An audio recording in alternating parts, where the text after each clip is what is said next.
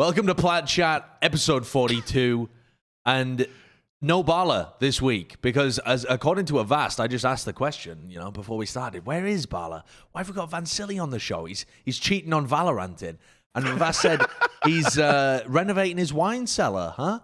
That's what he told me. He's got get some Sauvignons, some Cabernets in there, some Merlots. He's tasting. He's in there. Wow. He also has to install a full gold tasting spit bowl. So as he swirls it, he can spit it out. It's pretty crazy, actually. Right. I didn't realize Bala was fucking loaded. That's crazy. I mean, listen to his name. It's part of his name. Bala. Yeah. It's literally there. What's up, Vansilli? Thank you for coming on the show as well. You've been busy casting all week as well. Yeah, thanks for having me, guys. Super huge fan of this show. Love every single one of y'all's personalities, so it's just an honor to be here. I had to run out and get coffee before coming on because I always see Wyatt with a sippy cup or with a Starbucks mug, so I had to come out with the official Canadian Tim Hortons one just to represent it. Timmy's. I got Timmy's. You've got Tim Hortons. He's got Paw Patrol. That's not the same. Well, that's the water. Paw Patrol doesn't make the liquid in there. It's not Paw Patrol. Paw Patrol doesn't double as children's show and also coffee shop. It's simply a client branding. Yeah, I was mocking you for choice of cup. By the way, there's deep lore to the. Do you want to tell the people? Because you didn't buy those. You don't even know who bought those. No idea. You just took them. I didn't take them. How did you not just take them? You'd be arrested by the Paw Patrol if you stole some. Yeah, dude. That's they would take unethical. You in for that. No, it was just in the tier 7 house last year that we were all living in. They were just there. Yeah, you found a box of enemas and some Paw Patrol cups. No. And you thought, where are you losing those cups? He just tried to spin this on me, and this is an egregious an egregious attempt to spin history to favor him. Okay, first of all, cups were nowhere near the enemas, and also you're leaving out a crucial fucking detail here, which is that. At the end of the year, first of all, found these cups in a box in the garage at the beginning of the year. At the end of the year, now, interestingly enough, at the start of the year before COVID, Josh had an office in the house where he was streaming from. Now, after he left due to COVID, no one was really using this office, so we didn't really touch it until the end of the year when we were moving out and we had to clean up. And in that office, there were a box of enemas. Yeah, that's Josh's enemas then. They had been there since the beginning. They were there since the beginning. Same residents used the Paw Patrol cup to probably just wash out their anus, and you're supping from it. Welcome to Plat Chat VALORANT, guys. Good start. Okay. Anyway, by the way, Josh again was wearing a perfectly fine wine-colored sweater, went back home, put on gray, came back to match me again. No, come on. It's unbelievable. You can't be doing me like this. He left, he came back, and he goes, oh, again. The previous sweater I was wearing was too tight. I felt constricted. I don't know. I've got lumps and bumps in all the wrong places after I've spent You should take some inspiration from Vansilli. This guy's rocking the drip. You just wear stuff that's super loose, and you could fit another 200 pounds in here, and just take your time and grow with it. That's what I've done with this as well. Look at this, baggy as shit. Can't tell what kind of dad bod I have underneath here. We talked about Avast's minimalist sweater though, so we went total opposites. This is a t-shirt actually, but I appreciate the shout out anyways. I do appreciate that, and it is minimalist. Show your forearms if it's a t-shirt. Yeah. Oh, okay. Yeah, it's a t-shirt. It's a t-shirt. Fair enough. Those are pointy elbows. That's right. Okay. I just wanted proof. Are you saying my elbows are pointy? What are you trying to say? Okay. Let me get the show back. Let me get the show back on the road. We had a patch that had essentially just two things in it. Coaching slots were added into the game, which that's cool. That's been a long time coming. That's pretty awesome. But more importantly, the map got added to the game. The new map of Breeze. Have you had an opportunity to play it? See other people playing it? I was running some 10-mans with my my stream last night, and Lord Almighty, I don't think I'm ever going to play with those people again. But the map was quite fun. Have watched, haven't played it yet. Yeah, I feel like that's the consensus for everyone here. Is that everyone here has pretty much watched it but not played it except for you. So I'd say the map looks nice. It's got a nice aesthetic to it. Yeah, let's. Wow, that was just dropping that sad note right in just there. Drops that one. Yeah, I mean the aesthetics. It is beautiful. You can't go in the water though. Yeah.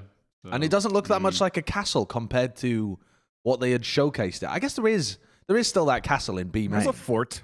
Yeah, there is a bit of a fortress kind of thing going on.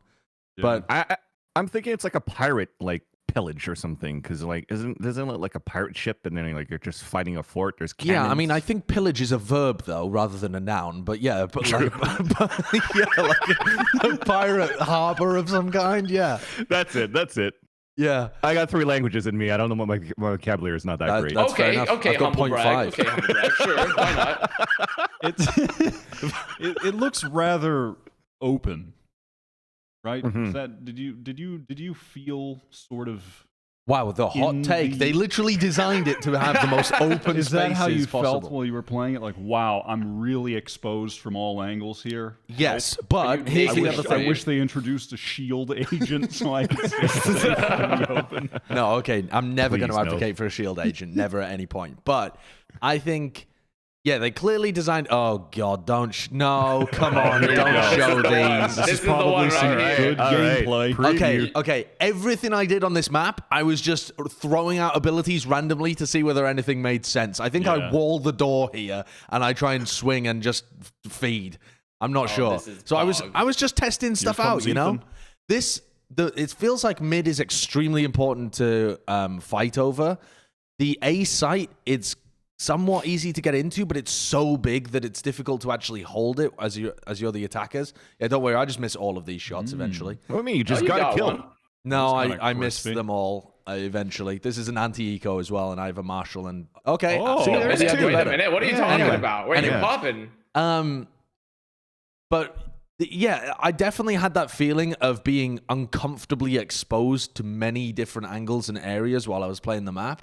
But at the same time, I think that was... I got half. But at the same time, I think that was because it was a new map and I wasn't aware of like where you can hold to stop yourself being exposed by multiple angles. I don't think it's... I think that there are enough stuff on the sites and on mid to play around. Like, look at the minimap. Oh, never mind. Well, fuck the minimap, I suppose. But in the middle of the B site there, this pillar that's in the middle of the B site is pretty good for like juking people and breaking timings and stuff. You're not going to be safe. You can't get out, but you can at least, hold an angle, get a pick, drop off behind the pillar, and then try and like isolate 1v1s around it. And you can do the same with the pyramids on A a little bit. So it's not completely unholdable. It does feel though like you should be allocating a lot of people to mid and trying to play retakes a lot. Do you feel that like the what are they? They have like the imposter vents. Do those matter? Yeah. Are little they actually influential. Little sussy vent in A hall. Do they do much of anything? Oh no. No. Okay. There's only one though, as far as I'm aware, isn't there? Yeah, on that left side there. Yeah, I think it just drops from the A hall area into mid. But I think what they were trying to do with this as well is create a lot of different avenues for you to get behind people if you give up map control. So if you're the defender and you don't hold all the areas of the map, if you don't hold the halls, they can get through to your spawn pretty quickly. They can also open the door and get behind you if you're trying to hold pyramids on A. Yeah. You have to be very aware of that kind of stuff. But it does, I don't know. I thought the map was going to feel shit to play because it's so open. It just looks like a TF2 map. But I actually enjoyed it. I thought it was pretty decent.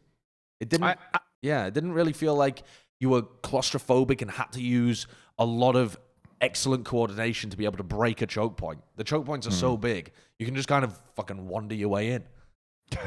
Well, I guess that's it for me. It's trying to figure out if it's going to be too obvious of where people might be standing when you're going to try to fight for mid. Like, when you have like your default spots that you want to clear in your 50s, or when you're trying to get in, okay, automatically he's going to be behind the pillar on mid, or automatically he's going to be behind the wall on mid. And it just becomes too easy to fight or take over. It just becomes like there's not enough utility to go for like a full cross. Let's say you put a blaze wall or something like that. I don't know if it fully crosses on mid. Oh, no. I mean, your abilities that are to do with space, like jet dashing into sites blaze walls to be able to get like space and that kind of stuff. You're not going to be able to get deep onto sites like you can now. That's it. You know, like if you're playing on Haven or something and you jet dash in, you're going to be able to get halfway into the site or like to some piece of cover that lets you push back of sight a lot of the time. That is not the case on this map. I feel like also, much like the ECI was advised by a board of our colleagues that we respect, this map was advised by TSM to allow ops to come back, honestly. Because actually, legitimately, though, that is mostly a meme, but also legitimately, I do feel like there was some incentive here for like, because especially the high level play, op has seen very much a decline in usage. And it's not necessarily because of map design totally, it's a lot more because of the meta shifting and people getting better at using utility. But I feel like this is a map to allow maybe some teams that if they want to use op more, it's going to potentially bring it back into the meta just because of the sight lines available. I don't know if that's actually the reasoning, but to me, if I was like in charge of doing maps and I see that certain weapons like the op, which is very expensive, sees a decline, you also want to add maps that can allow for different play styles, including an op, right? Yeah. And so I feel like this could be a potential avenue for this map, like moving forward. I also think that it's weirdly, it's also like you're watching, you can watch me feed here on Yoru, but I think it feels like a pretty decent Yoru map as well.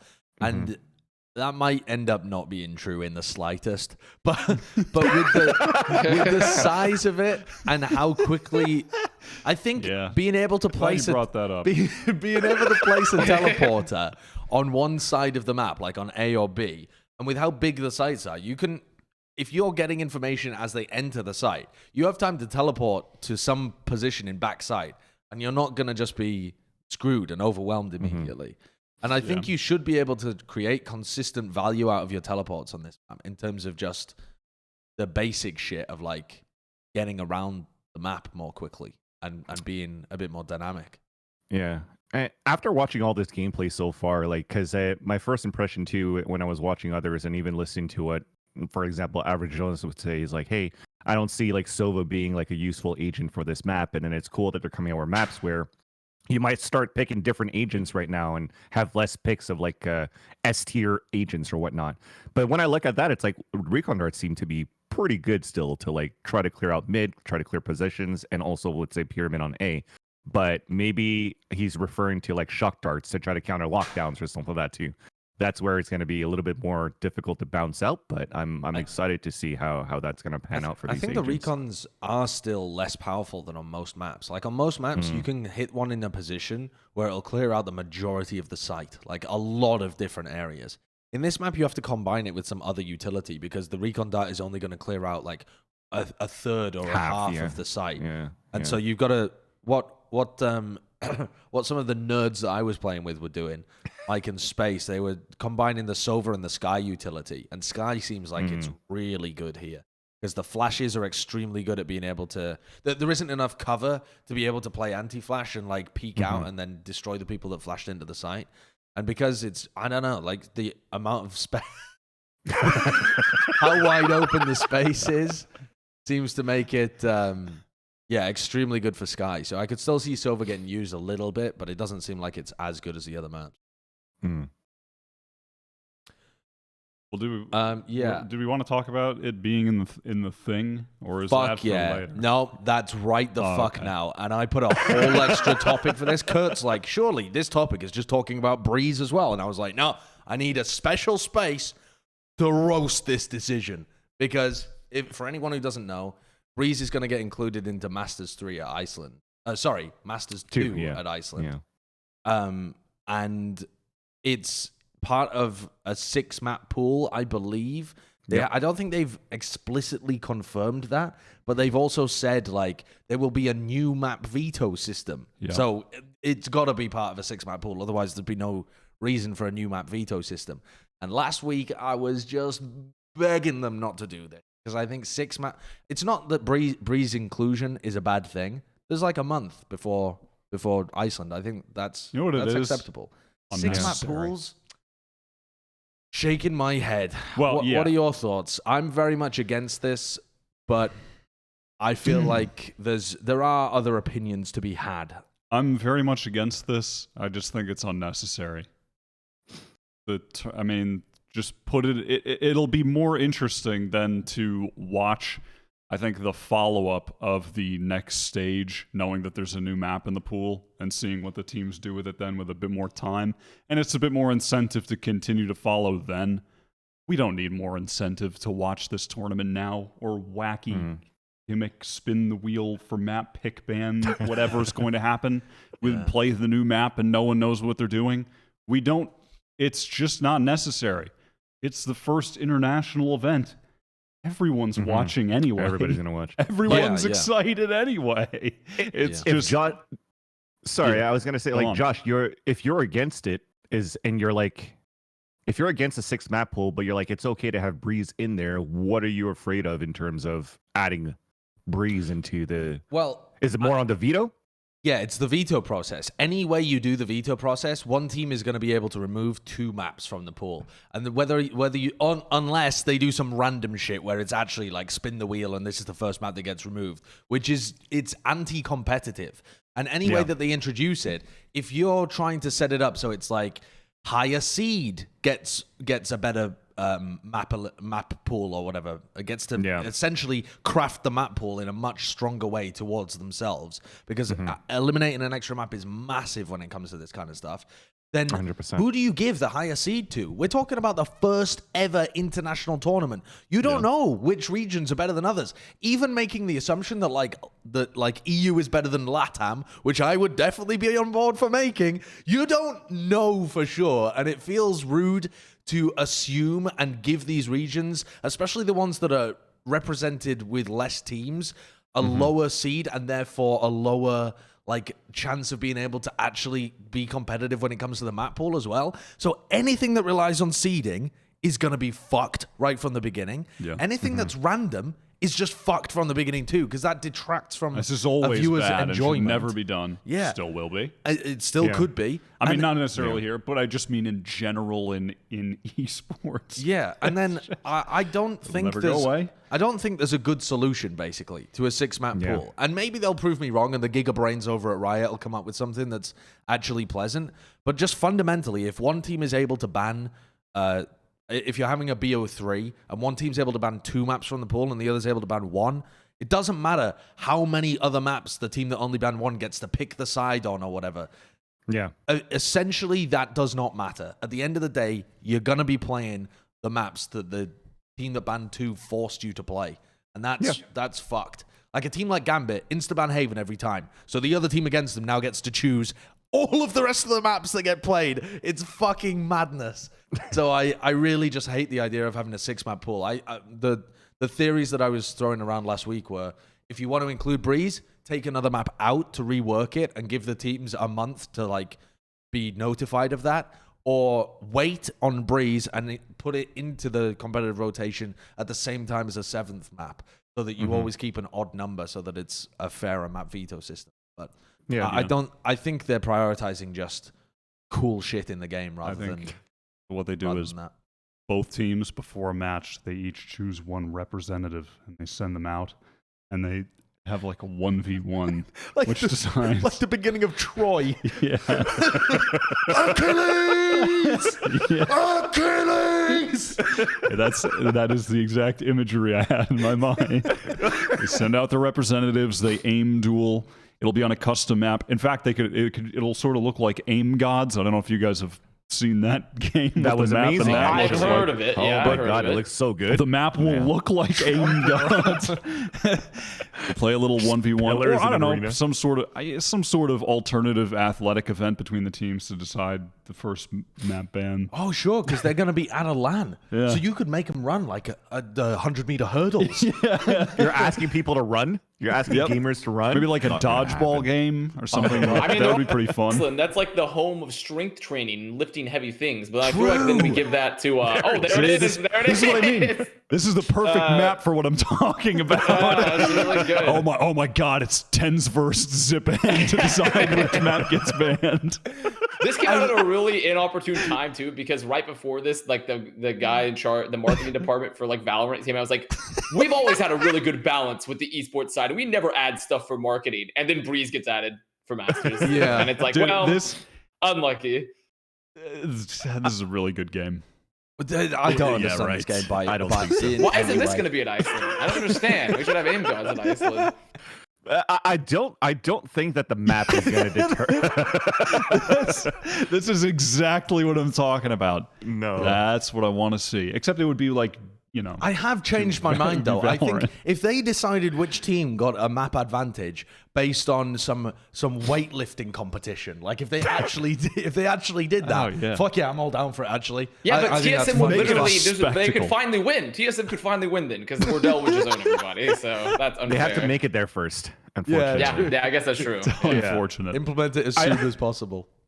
I still think that the quality of games with Breeze added to the map, like you said, with a month being out yesterday, and you have a month until Masters, I think you're going to still have good quality games on that map, unless it's going to turn into like Icebox Envy versus Immortals, right? Because they did the same thing. They introduced Icebox pretty much a month before First Strike started in December. Was that a month? I think it was a month. It was a month or like 2 weeks. It wasn't that long, right? Because it wasn't. It wasn't being played for any of the close qualifiers until First Strike. So that's so I think the first introduction I think it was about a month stage. that it was in the game.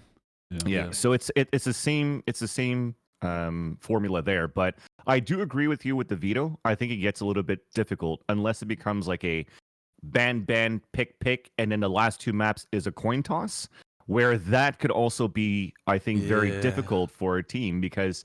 Let's say you have a team that has a deeper map pool. Like again, I'm gonna take NB for example, or like 100 Thieves right now. It's like if it comes down to that, then they could maybe defer or whatever their strategy is, and still have the advantage of being comfortable of playing maps that they're better on, and it's gonna put your opponent at a disadvantage. So I still think that there's that unfairness to it for sure. But I think with a month, you will have some time for these teams to like develop a little bit deeper, or it just becomes like, because it's so new, that's the map to ban for most of the teams because it's also on top of that international LAN, so nobody's gonna have a fucking idea how to play against each other on this map. So Breeze becomes an insta ban for whoever defers or whoever wants to get first pick, and you kind of want to have like higher seed defer so that you have in your back pocket for sure that you don't have to worry about banning Breeze, because somebody's going to ban it at some point, or your opponent's going to ban it at some point, and you still have map advantage in this series. weird game of chicken. Exactly. So I think that will be interesting, and I do agree in that part.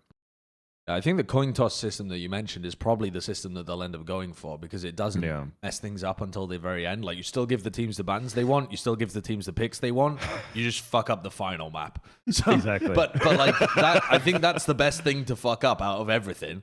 But it's still going to create like 2-1 wins where everyone in the community is like if the coin toss had gone the other way, the other team would have won. And that's just shit. Like, it's shit to get to the end of it and feel like that. You should feel like the team that won, I think. Yeah. Okay, enough molding though. Let's move on to the NA Challengers 2 recap, because in a move that I don't think should surprise anybody if they weren't paying attention to the NA scene, Sentinels wins again. But if you were paying attention, that was squeaky bum time there for a long time. And they did a good job. They should have lost to T1. T1 threw that game away. T1 could have been up like 10-2 on their attacking half. They did go up 9-3, didn't they, or something? No. It ended. I think it ended 8-4. No, they had like a. It was like a 1, 2, 3, 4, 5. They had 8-2. It was an 8-2. Right. In one round. Yeah, on a Haven. Yeah, right, it ended 8-4. Right. Okay. No, I'm sorry. I'm not talking about Haven. I'm talking about Icebox. Oh, okay. right. I'm talking about Icebox here, which ended 7-5. 7-5. Which literally it could have been a 10-2. It was Sentinels got. I'm not going to say they got lucky, but it was a fortunate set of circumstances that allowed them to get through in that game, because despite Sick dropping 35, they would have been in an unrecoverable situation had T1 closed out the half in the fashion they absolutely could have. And Sick already did so much work to even get them into that. And also Shazam as well. Shazam was having like on their defense, Shazam was crucial as he always is playing Jett on Icebox, opping on A. He's just always good for like 2 kills every round. It's pretty absurd his consistency on that map. And he was having like a star level performance himself. He still dropped like 24 on that map. And then Sick just goes for 35 to drag them over the finish line in what was probably the worst game I've watched from Sentinels, and one that, I mean, I thought watching the attack after that it was going to be over. I thought that their run was going to end to T1 in the lower bracket. And it really it should have. But a lot to Sick and Shazam's credit individually, they did manage to get this win. And then from there, I don't know. It's something. They just thrashed everybody. It seemed like the switch flipped a bit after this game. Sentinels do that though. They God mode. It's not that they have slow starts to tournaments necessarily, but when they have to, they can make like lower bracket runs and step up in big games and win rematches and that kind of stuff. They're not just good at being able to make tactical adaptations, though they are good at that too. It seems like they just have like big game energy where they'll play with much more focus and determination when everything's on the line. Yeah. You kind of have to, I think, at this point for Sentinels, when you're always like at the top in North America, and again, it's all that footage is against you. Everybody's counter-stratting you, or everybody knows your tendencies. So at the same time, you could be as prepared as you want, but sometimes you just have to throw out the window, and just hopefully have your star players shine. And then that's where you see Sick just come into play. That's why you have TenZ right now in that roster that's really helping out the team as well. I just think that Sentinels at the beginning, like it's even talked about from Shazam, it's like, we don't have enough time to practice. As soon as we're done, there's going to be another open qualifiers 2 weeks later. Everybody knows how we play. We don't have a chance to even rest because we, literally just finished Masters 1. And by winning it, it's like they didn't have a chance to practice Astra in there. They lose out of the first qualifier. Now they bring in Astra right now. It's starting to look a little bit better. But then at the same time, everybody just pays attention to Sentinels and how they play. So they always have like these difficult runs in my eyes, but they always seem to be able to prevail just because Shazam has the biggest mind in terms of like adapting with the team, adapting for the team on the fly too on these games. T1 for me in general, I still like that they're continuing to improve, but I still feel that they're pretty slow in their executions. Not necessarily this map itself, but what was the first one that they played in the quarterfinals? But I was just watching them play on Split, and is super slow, 10-second pushes to get into the plat down because they're still working that middle. They're working A heaven super slow and then rotating back and forth just to try to rush a rotation away. But overall, I still think that they have decent aim. I think the roster still looks pretty good. They're going to continue to improve, but I think they still have to get out of this slow, methodical, every single round play, at least in my eyes. Yeah, I mean, we have a couple of weeks before Masters begins, and I definitely want to run a segment at some point where it's just like, is it time to pull the plug on certain rosters? And I think T1 is one of those that should be up there in terms of like, you had higher expectations as an organization for this team. So I think it's fair at this point in the year, after they haven't qualified for this Masters, to pose the question. I'm not saying that we're going to come down on the side of like, they should blow it up, but I think they're one of the teams that people are going to be asking that kind of stuff about. But that's not for this episode. As I fry up. I think for Sentinels as well, one of the big changes later in the tournament, it was a small change, but I think had big impact, was TenZ moving away from Raze and playing Reyna. Just sticking to Reyna Jett. He's clearly more impactful on those roles than he is on Raze. It seems like when you watch him play Raze versus Reyna, his entering on Raze is often more focused around him trying to use the utility to get in deep. And then maybe he'll 1-for-1 at best. But when he's playing Reyna and when he has the escape mechanic and when he's just more focused on taking straight up duels and winning duels and less so on trying to jump around. He's a fragger. He just gets kills and gets out. And that's just what he needs to do. His impact on Reyna versus Raze when he switched on those maps, there was a massive difference immediately. Yeah.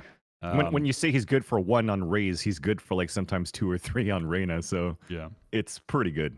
I also think Sentinels do a lot better job of understanding how to play with tins on those agents too, because it feels like they set up a lot more situations where they can put some utility out, have tins like peek off 6 flash.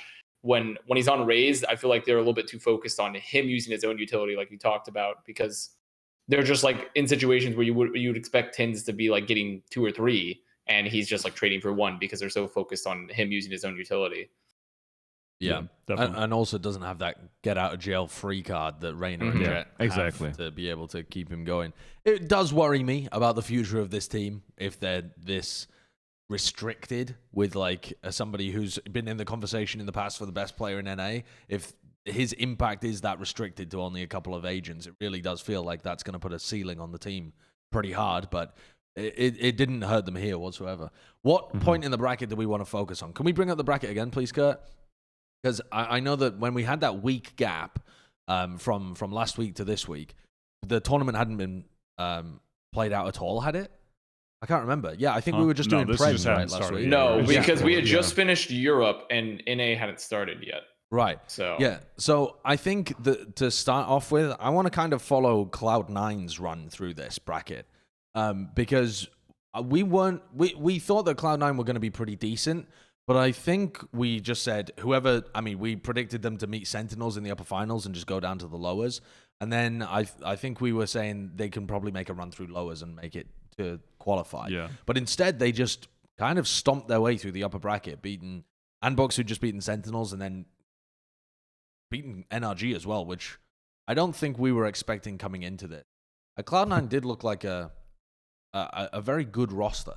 Yeah, I mean, a lot for the reasons we were kind of talking about before, and just the core 3 that they have in that team. I think of the Duelist, Poison, Leaf, and the Daedon support is just a sick core. This was their first time playing with Floppy as well, and he looked like a guy who just started playing his first tournament in Valorant. Not first started playing Valorant, but his first tournament, and I'm sure he'll acclimate a bit more as time goes on. But I think one of the nice things about this roster, even moving forward, is that Leaf has shown that he can be a star player on the team on a different role if he needs to be as well. Yeah. Like, in the back of my mind, depending on what they want to do, or if like Zeppa plays Duelist, for instance, and when they bring him in, depending on who they rotate out, like I'm pretty confident that Leaf could continue to be a star on the team. If they want to just put him back on Omen, maybe move Floppy to something else, whatever direction they want to go, Leaf appears to be just a versatile, incredibly strong player right now. Yeah. And I'm just glad also still that Poise is finally starting in this roster, because he's been really consistent too. He's been good just about every single game. So, I mean, Cloud9 just they had a lot of firepower. They're playing a fast game. They're fundamentally sound, and they were decisive in helping each other. They look good. Yeah. You guys definitely predicted better than I did for Cloud9 Blue. I didn't expect for them to have this good of a run actually going into this this bracket. Even for me, like Poise when he was joining and like subbing in or trying a map on Split, and then it was like 3-4 weeks ago, and he's just playing Jett. I was like, okay, like decent, but potential, but I didn't see too much there until he actually came in. Hey, buddy. Until he actually came in as like Reyna, and then I'm like, okay, this looks pretty good. And I think that combination with Leaf as well. The roster itself, it's like, okay, well, I don't want to give too much like the benefit of the doubt, like every CS player that switches into Valorant when they were really good in CS are going to be all-stars automatically in Valorant. So I just wanted to like take a step back and see how it's going to be for like Leaf, and dude, they definitely proved me wrong. They look continuously good. I think right now, again, same thing with Zeppa joining in. What's it going to look like? I think Floppy could definitely still stay as an Omen and get used to that. But what is Zeppa going to play? Like, what agent is he going to do? Who are they going to swap out? Because with Mitch currently calling for Cloud9, unless it's changed recently, if the rumor is that it's like, okay, well, we already got all these fresh bloods and Poise looks super good, then the next one that makes sense to get out of there is the last remaining member of Tens and Friends, which is going to be Mitch at that complete the point, ship right? of Theseus.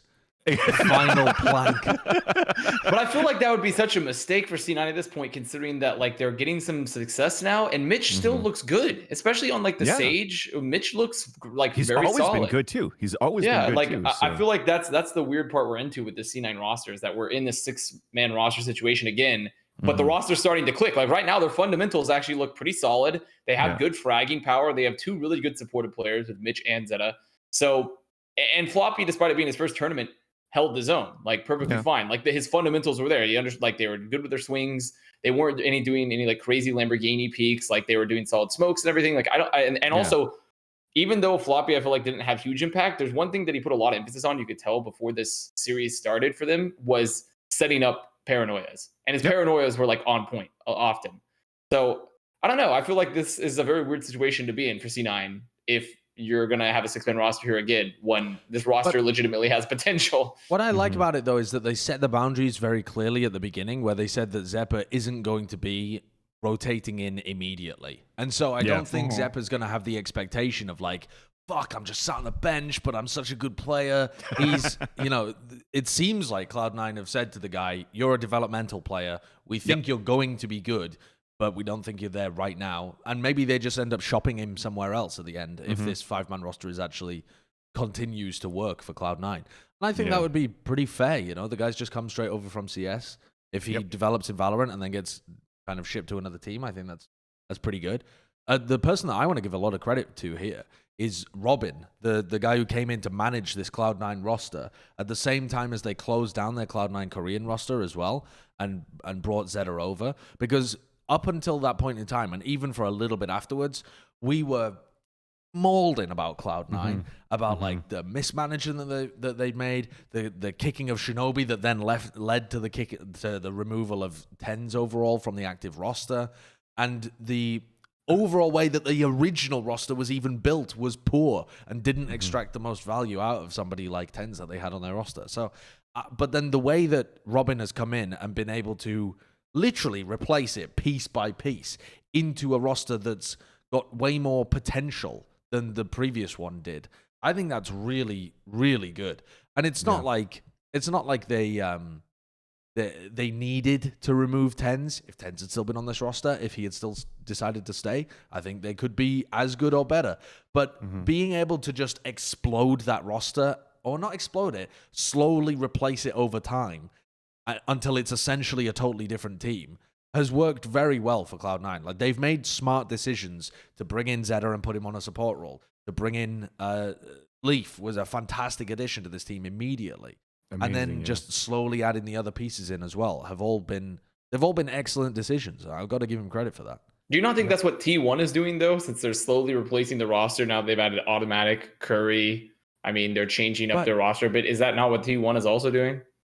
Yeah, but I don't think that the players and the system have actually worked. Like, I don't think that always that's going to work. The reason that I want to give Robin credit is because he's made the right player swaps. I don't think that, like, watching automatic, he's still struggling to translate his success from CS into Valorant, I think. And he's looking better now than he did, a few weeks ago or a month ago or whatever. But I don't think that's what they were expecting when they signed somebody like that. And, the whole way that they play is incredibly limiting to these guys' individual prowess, whereas Cloud9 are a team that are actually trying to play with quite a lot of confidence and aggression. So I think that tends to help people as they're making the swap over. Yeah. I messaged Zeppa at the same time too. I was like, hey, are you actually going to even play like this weekend or what's going to happen with you right now with the EMEA regionals? And he's like, oh no, I'm actually still learning the game. So he believes in the process right now as well. He's not feeling like jealous or anything, that he should have the opportunity right away to like represent Cloud9 or try to get to Iceland with the team. So I think they're being really patient with it. Is just what's going to happen in like a month or two. I hope that he stays with Cloud9, but at the same time, I also am tired of seeing people go in Cloud9 when they're starting to get success at the same time too. So the team I want to move on to next is Antbox, and because Cloud9 managed to beat them. We had the moment in the previous show. Wyatt, can you remind me of the of what you said about Antbox when they came in here? Well, we were just going through the bracket, and we acknowledged we were just talking about a bunch of other teams, and we just skipped it, and I said, "Are we sleeping on Andbox?" Because no, you don't think so? No, yeah, I guess not. Yeah.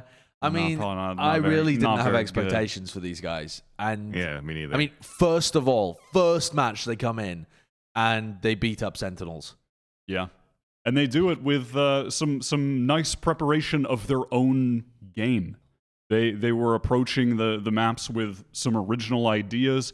They had some cool defensive setups on Split that I had never really seen before. It was just stuff that they were coming up with. Seb playing the Omen, and Vice was playing Viper, defending on A. They were just doing some cool things near main, playing off the wall. Seb like TPing onto the high ground, and it would be covered up by the wall at the time. And like they just had nice plays where they were playing off each other that they had come up with, and it was working. They were running the breach, playing them out over on the other site. They were using the utility pretty well. It wasn't to like the perfect god tier utility. Everything is exactly coordinated timing, but it was very good still. And I think that there's something to be said about them having created some of these setups and ideas themselves. You could see some of them. I mean, they did just catch Sentinels off guard. Like, Sen would try to work A. They did not expect Seb and Vice to be playing in this manner towards main in these positions with utility because no one's ever really done it. And they just get 2 kills for free. End of the round. So a lot of credit to Andbox for coming in with some original ideas in that respect. And playing with confidence as well. What struck me watching their Haven game is how confident they were against Sentinels. Mada was pushing out of A lobby on defense and then rotating around and trying to flash peek into them and like take the fight to Sentinels. And that was something that I think a lot of teams tend to give respect to the best team in the region because they know that they're good. Like they feel reluctant to take challenges against them.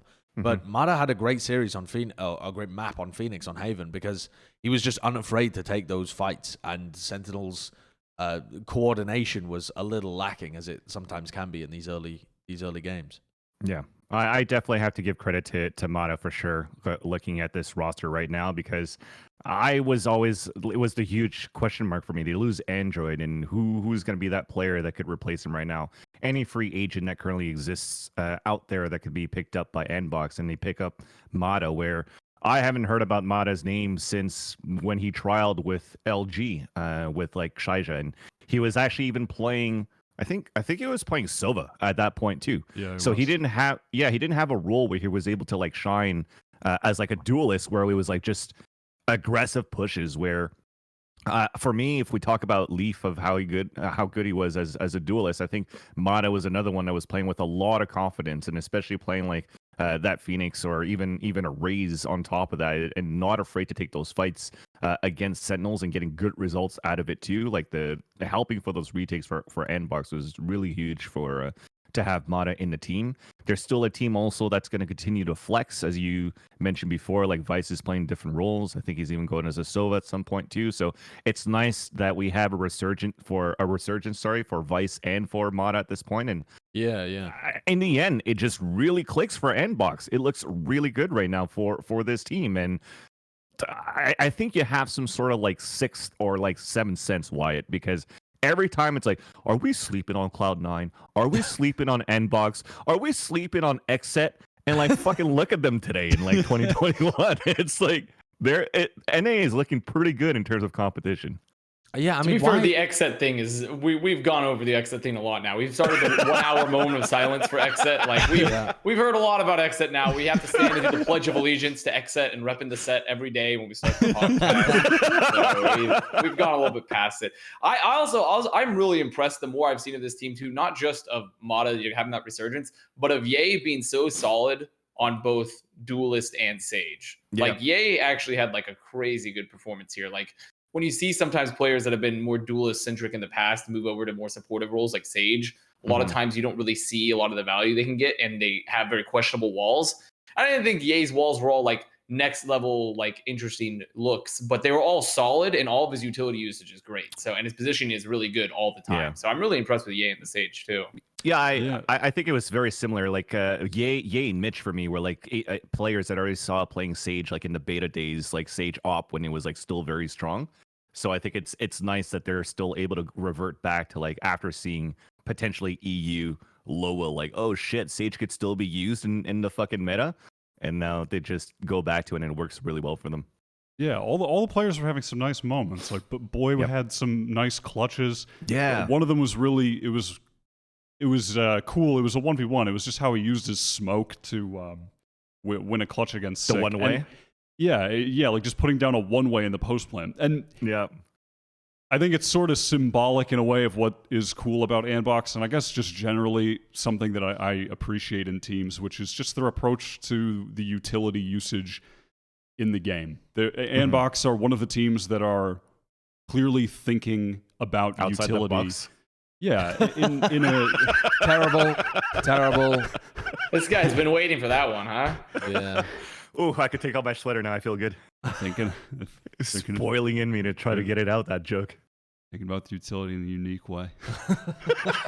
and I appreciate that though. I appreciate that because I don't think you see it enough. I want to talk about that unique stuff because what we saw in this tournament, this was the first time that NA had been playing on 2.06? Six, yeah. Okay, 6. Essentially though, the big changes are the same within both of them, which is the Viper change. I guess the Yoru change is actually pretty big too, but we didn't see too much of that. But the Viper change is something that was crucial to their win there on Split against Sentinels. How much impact does this change make? Do you buy into the like Boaster tweet where he's saying, if you ain't playing Viper right now, you're... What did he say? You're tweaking or something? I don't know what the fuck he said. He's using some Zoomer speak. I don't know. But essentially... You don't say that daily? No, I don't say that daily. I think the kids are saying something like capping as well. If you're not playing Viper, you're capping. I don't know what that means. How do you not know capping by this point? Capping is everywhere. You must be capping, Josh.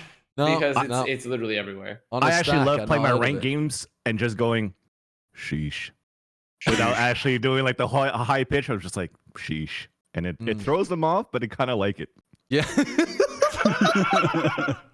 Anyway. I still feel like NA hasn't gotten a good grasp on Viper yet on a lot of maps. Honestly, that's what I really think. Yeah. I think that's really what it is because on the maps where I see teams play it, like in the grand finals, when they had in the bind map where Sentinels played C9, Dapper just absolutely did crazy shit on Viper, and it made their whole life like pretty hellish at times because he would just control showers and he would also rotate his utility a lot, especially his smoke, and then he would just pop his ult in mid all the time, and they wouldn't know what to do about this. Like they would just be like, okay, guess we don't have mid. Time to go pressure an extremity that we don't hold because there's also another Viper wall. And I feel like C9 had no real solution to this. Also, to be fair, Poise is playing Yoru, and let me say, this was booty butt cheeks. This is a booty butt cheeks pick. This Yoru, I like their idea that C9 had though, because they did a lot of like sand and shower crunches with them, and they tried to do some fast rotates with the teleport, but then at the same time they would like try to slow push down like short on A, and they would like run their footsteps through first, and so they would think there'd be someone there, so they just peek up the footsteps and kill them. So I'm like, why would we drop footsteps there? But overall, I think the Viper is going to be really powerful, and NA teams have not learned how to utilize it properly yet. The ult just looks so goofy. I'm just giggling at Poise's ult. He's just so weird looking. That's cool, this Yoru pick was not the play on this map for sure. Yeah. I like some of the concepts C9 were trying to do here, but it did not work out very well. I want to point out the adaptations that Sentinels made as they went throughout the series, throughout the tournament though as well, because not only did they start to introduce the Viper, but they were playing more Astra compared to the beginning of the beginning matches as well, right? And I feel like that made a huge difference for them. Like it really adding that to their game. I don't know whether they were just doing it on a whim or what, but pulling that stuff out, I felt was crucial to them being able to get the advantage over these other teams. Like they ended up taking control of the series, control of the pace in a way that they hadn't done in those early matches against Andbox and T1. Something to I be mean, said Zombs as well won them about several fights with the pools. You know, they would even on this map. You can see it even on this map. That's where Diaper. Call him Diaper over here. We call him Diaper. But Call him Diaper because he shits on his enemy. Because he shits on. But like even here, like you could. There were many times when C9 would have to rotate off site, and because also I think it's kind of the more I see Astra, the more I'm like, and people keep making tweets about it to other players. The pool is just so strong. It's just so ridiculously strong. And it is, yeah. like they would rotate to a site to replant, and you could just instantly put down another star, pull them, and then you can just like have a better rotation. You know, it's just what Astra allows you to do, and the flexibility she gives is just incredible. Yeah. So I feel like there's no way I can maybe see Viper not being used much, but Astra, I don't see how Astra isn't like almost a perma pick moving into like Iceland. Yeah. Definitely, I agree with maps, that. Like Haven, Bind, Split. Ascent, Icebox, Breeze as well. I've heard Breeze. Yeah, I mean, I actually don't know about Breeze because Breeze is so big that you got to use Brimstone like in the trailer. But like, but you can't use the 1 star and a suck is not going to take up the entirety of a doorway in some of those areas. It still is in some places, and maybe Astra's just too good to not run. But I could see there being a slight shift on that map. But yeah, everywhere else. Man. I did want to say, though, about the Sentinels thing with their run that we didn't mention. This was one of the times we just watched them. They didn't take their foot off the gas, and they just fucking plowed through a seeding bracket like it was a tournament. Yeah. But I think it makes sense given where they were. Right. I mean, seeding is important. And the seeding, the seeding is more important, obviously, when you know who you're going to play against. But I'm glad I would have been rolling my eyes had I seen them just kind of like stumble to a win, not really putting their best foot forward. Right. And then they stumbled to it. Like that would have inspired negative confidence in me moving forward. But now I actually feel like they have a pretty good shot again. Sure. Especially given where they were earlier in the tournament. But I guess another team that we didn't really we actually hyped up quite a lot in the last episode. You were big believers in them, Wyatt. So I want to ask the question about NRG. Do you feel like they didn't perform up to expectations in this, or do you feel like it was more the case of other teams outperforming them? Because they actually, they make it pretty deep. Yeah, and they qualified, right? They qualified. The only big game that they lose is against Cloud9 in that upper bracket final, and they lost to Sen. But they lost to Sentinels. I mean, that's Sentinels, right? Yeah, Sentinels were on their way back up to their usual selves at that point. I honestly, I think it's a little bit of both. I mean, I expected Cloud9 to be good, but not this good. So that goes to your first point. I do think NRG were a bit underwhelming, though. We talked a lot, and I talked a lot about how ridiculous their roster is just in regards to the firepower, and I think that's all we really saw. They have good aimers. I didn't really see much more than that. I wasn't particularly impressed with what they were bringing to the server tactically. I sound like the number one Sky fan at this point, but probably the most interesting thing I saw was they finally brought the Sky back on Split, and they lost to Sentinels, but you looked really good on Sky again. I was glad to see that. I don't know. They just shot guys and they hit headshots. Cool. Which is what I expected. But I honestly, I guess I'm a little disappointed because I feel like we should now be demanding more from NRG. As if we haven't been doing that for fucking 8 months. But I think that the context is different now. Before it was like we were demanding more from NRG because they were... they were spending a lot of money. They were underperforming. They were buying out players. It wasn't going anywhere. What's the direction? Okay, we have a sick roster now. Where do we take it? Because we have a sick roster. Right. They've made the correct decisions. Now it's just about getting results. Yeah, I agree. It's almost there. I think it's almost there at that point. They got the fraggers. Okay, they're comfortable in their agents. I think they're still trying to figure it out. Before then, like the ever revolving door of Gen.G. And if I want to compare that with Immortals, for example, Immortals, every time they cycle in 2 new players and get into a bracket, they still do very well.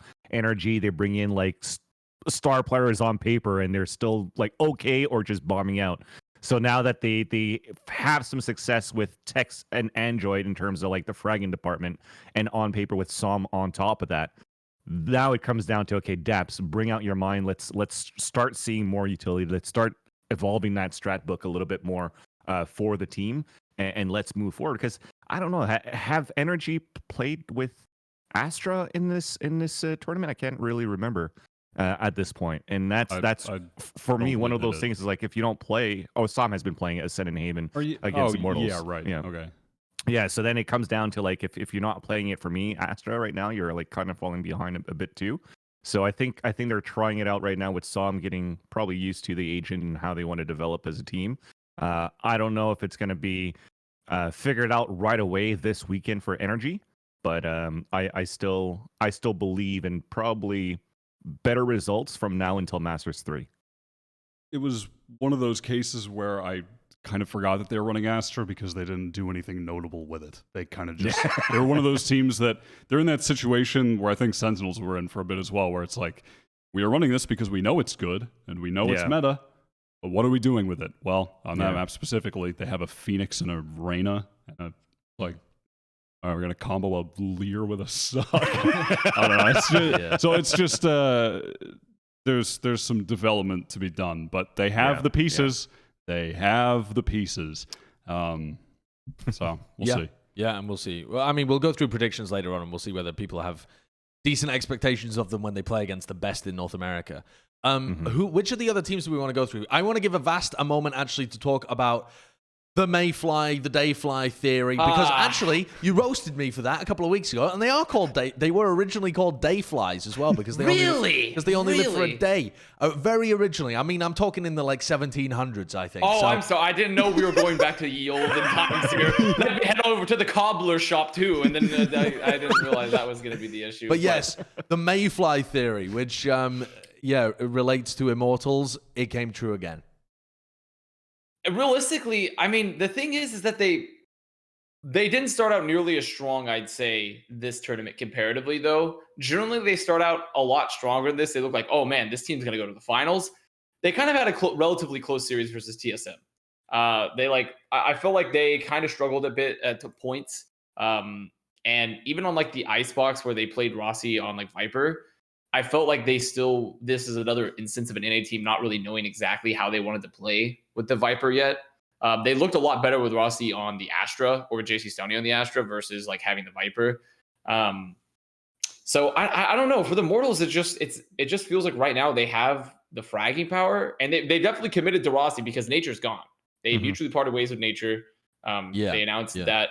So they've committed to Rossi here, and something about Immortals just isn't clicking right now, which is weird because they do seem to start clicking and then it just falls apart. And I'm not sure exactly what's going wrong with them, and also Shot Up was still like, he wasn't back up to like peak Shot Up where he was dropping close to 30 bombs on Reyna at time, but he was having a good performance. JC Stoney was playing solidly. They just seemed to lack a lot in their execution and how they were setting up their defenses and their hits. They just seemed a little, I don't know, slow during this tournament. It's a tough one too, because Nature was calling for the team, steps out, and then Rossi comes in, and then he's the one that's calling for the team right now, and they're bringing an Astra on top of that, and they put JC Stoney on the Jett. I think they've done like way too many changes in terms of like just trying to get their footing in, and maybe when there's too many changes, you should go back to where it's comfortable, where you've had success. I mean, it was decent, but not decent enough, right? You still want to make it into the NA regionals at this point, and it was missed, unfortunately. It looked pretty good versus TSM, I'd have to say, but then for the rest of the run, it's fallen short, unfortunately. Is there anything to be said about TSM here? Is there anything new to be said about them? Possibly. I did want to say one last thing about Immortals. Yeah. Really quick, which is just, to me, the two best things about the team are Rossi now and Chemicals on Sentinel, which was his original role when he got straight out picked up for the team, and he looks really good when he's on the Cypher. Rossi looks really good on a number of agents. Viper's great. Astra's great. Astra's good. Yeah. Those are the highlights of the team right now, and I think that is a team that we have to call into question when we do our "Are we going to say it about these teams yet?" segment, because I think we may be at the point where something needs to be said about they've always had the same problems.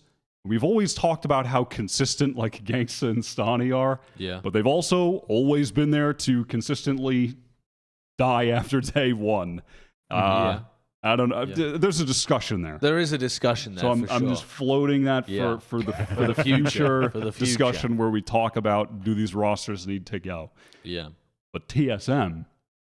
Yeah, because big news, Brax is back. Did you see that? I saw Brax and Hazed were in scrims recently or something together. That's going to save them. Yeah. Kappa.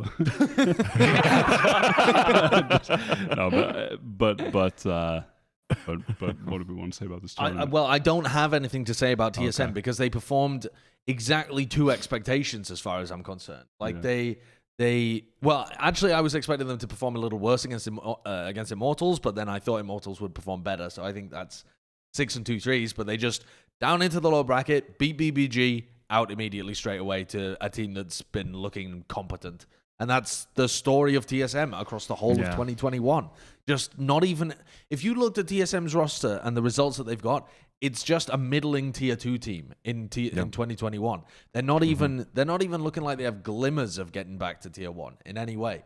So, I mean, again, we're talking about like the alley-oop for a later episode of do we have to call it on some of these rosters. TSM have done nothing inspirational recently apart from that game where Waddell just fucked. Apart from that, I mean, I'm not saying that the players are bad. I just think that this collection has probably met its demise. Yeah, I mean, the only map they won against an arguably tier 1 team was with, once again, Waddell had a very good performance. Yeah. Like, excluding BBG from that list, because BBG, like, I still wouldn't say they're like obviously in that tier 1 level solidified yet. Yeah. The only map they won against the tier 1 event in Challengers 2 was again when Wardell popped off.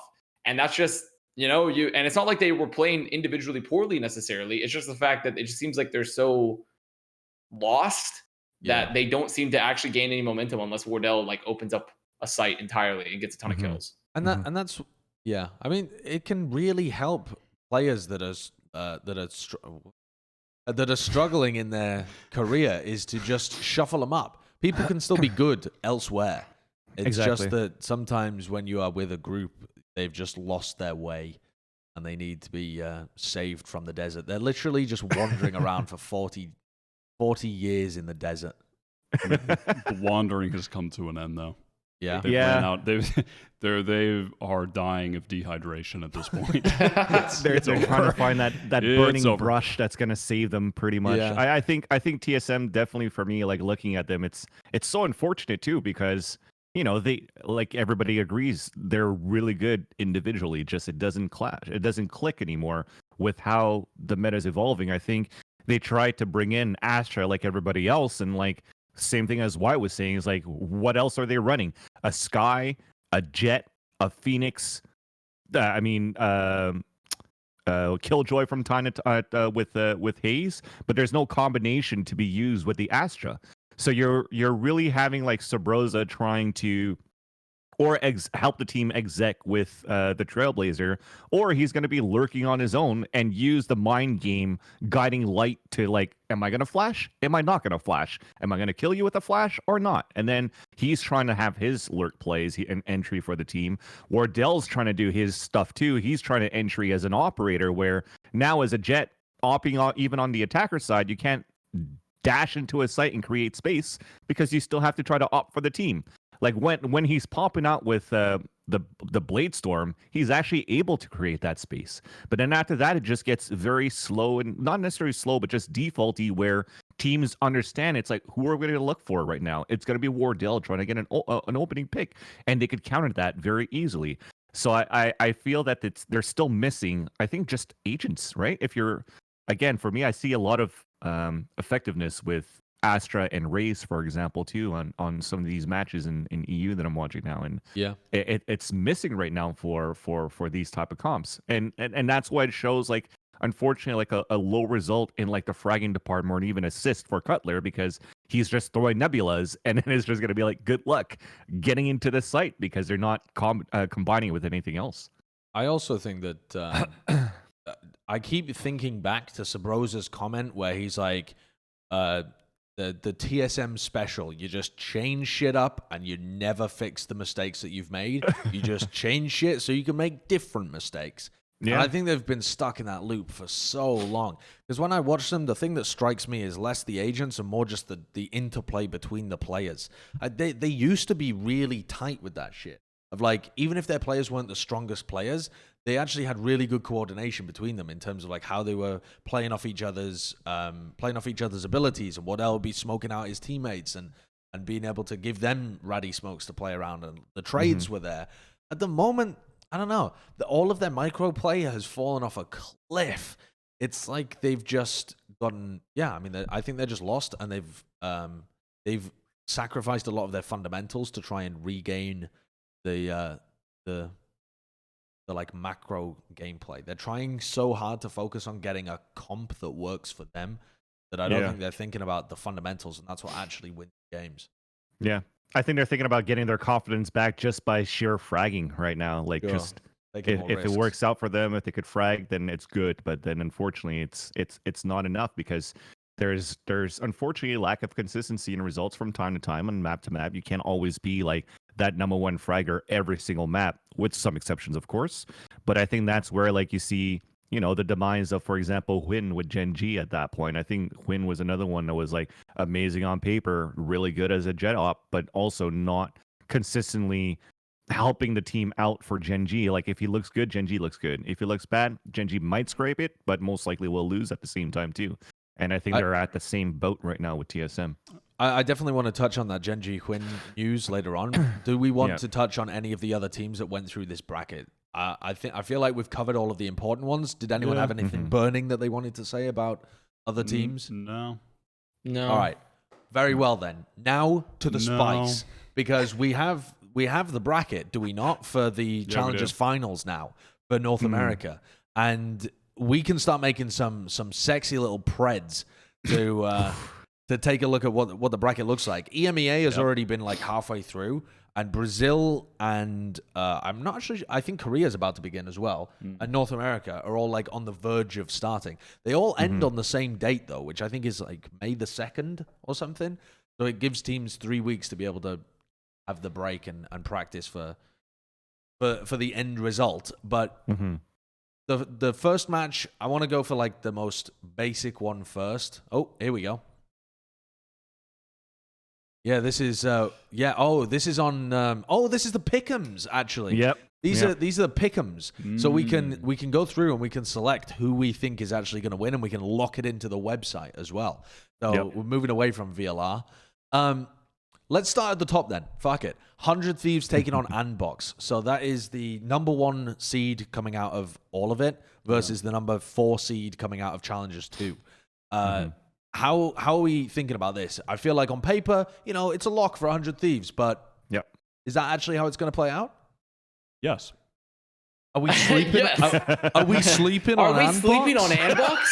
Are we? I don't know. I mean, I feel like on this one, it should be pretty favored for 100 Thieves, right? I have to admit, I think this match could be closer than if you would ask me this like a week ago or two. You know, I'd be like, if somehow Andbox had magically materialized in this bracket without winning any of these games in the Challengers, I would be like, okay, like this is gonna be a stomp.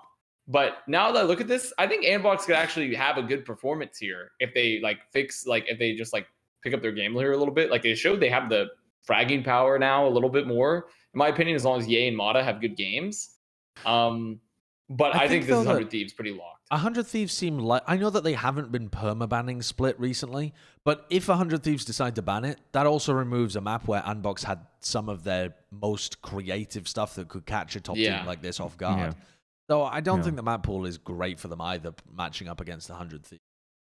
They would really have to pull out some like new shit and really lean heavily into the Viper to win this one, I think. Or right? just pop off as fragging too. Like if Mata again is going to be able to do what he did versus Sentinels in that upper bracket of the closed qualifier or open qualifier, whatever it is now, then they might stand a chance to like dent 100 Thieves maybe in a close one map series or one map out of the 3 maps, but I still think right now 100 Thieves will definitely prevail in this matchup.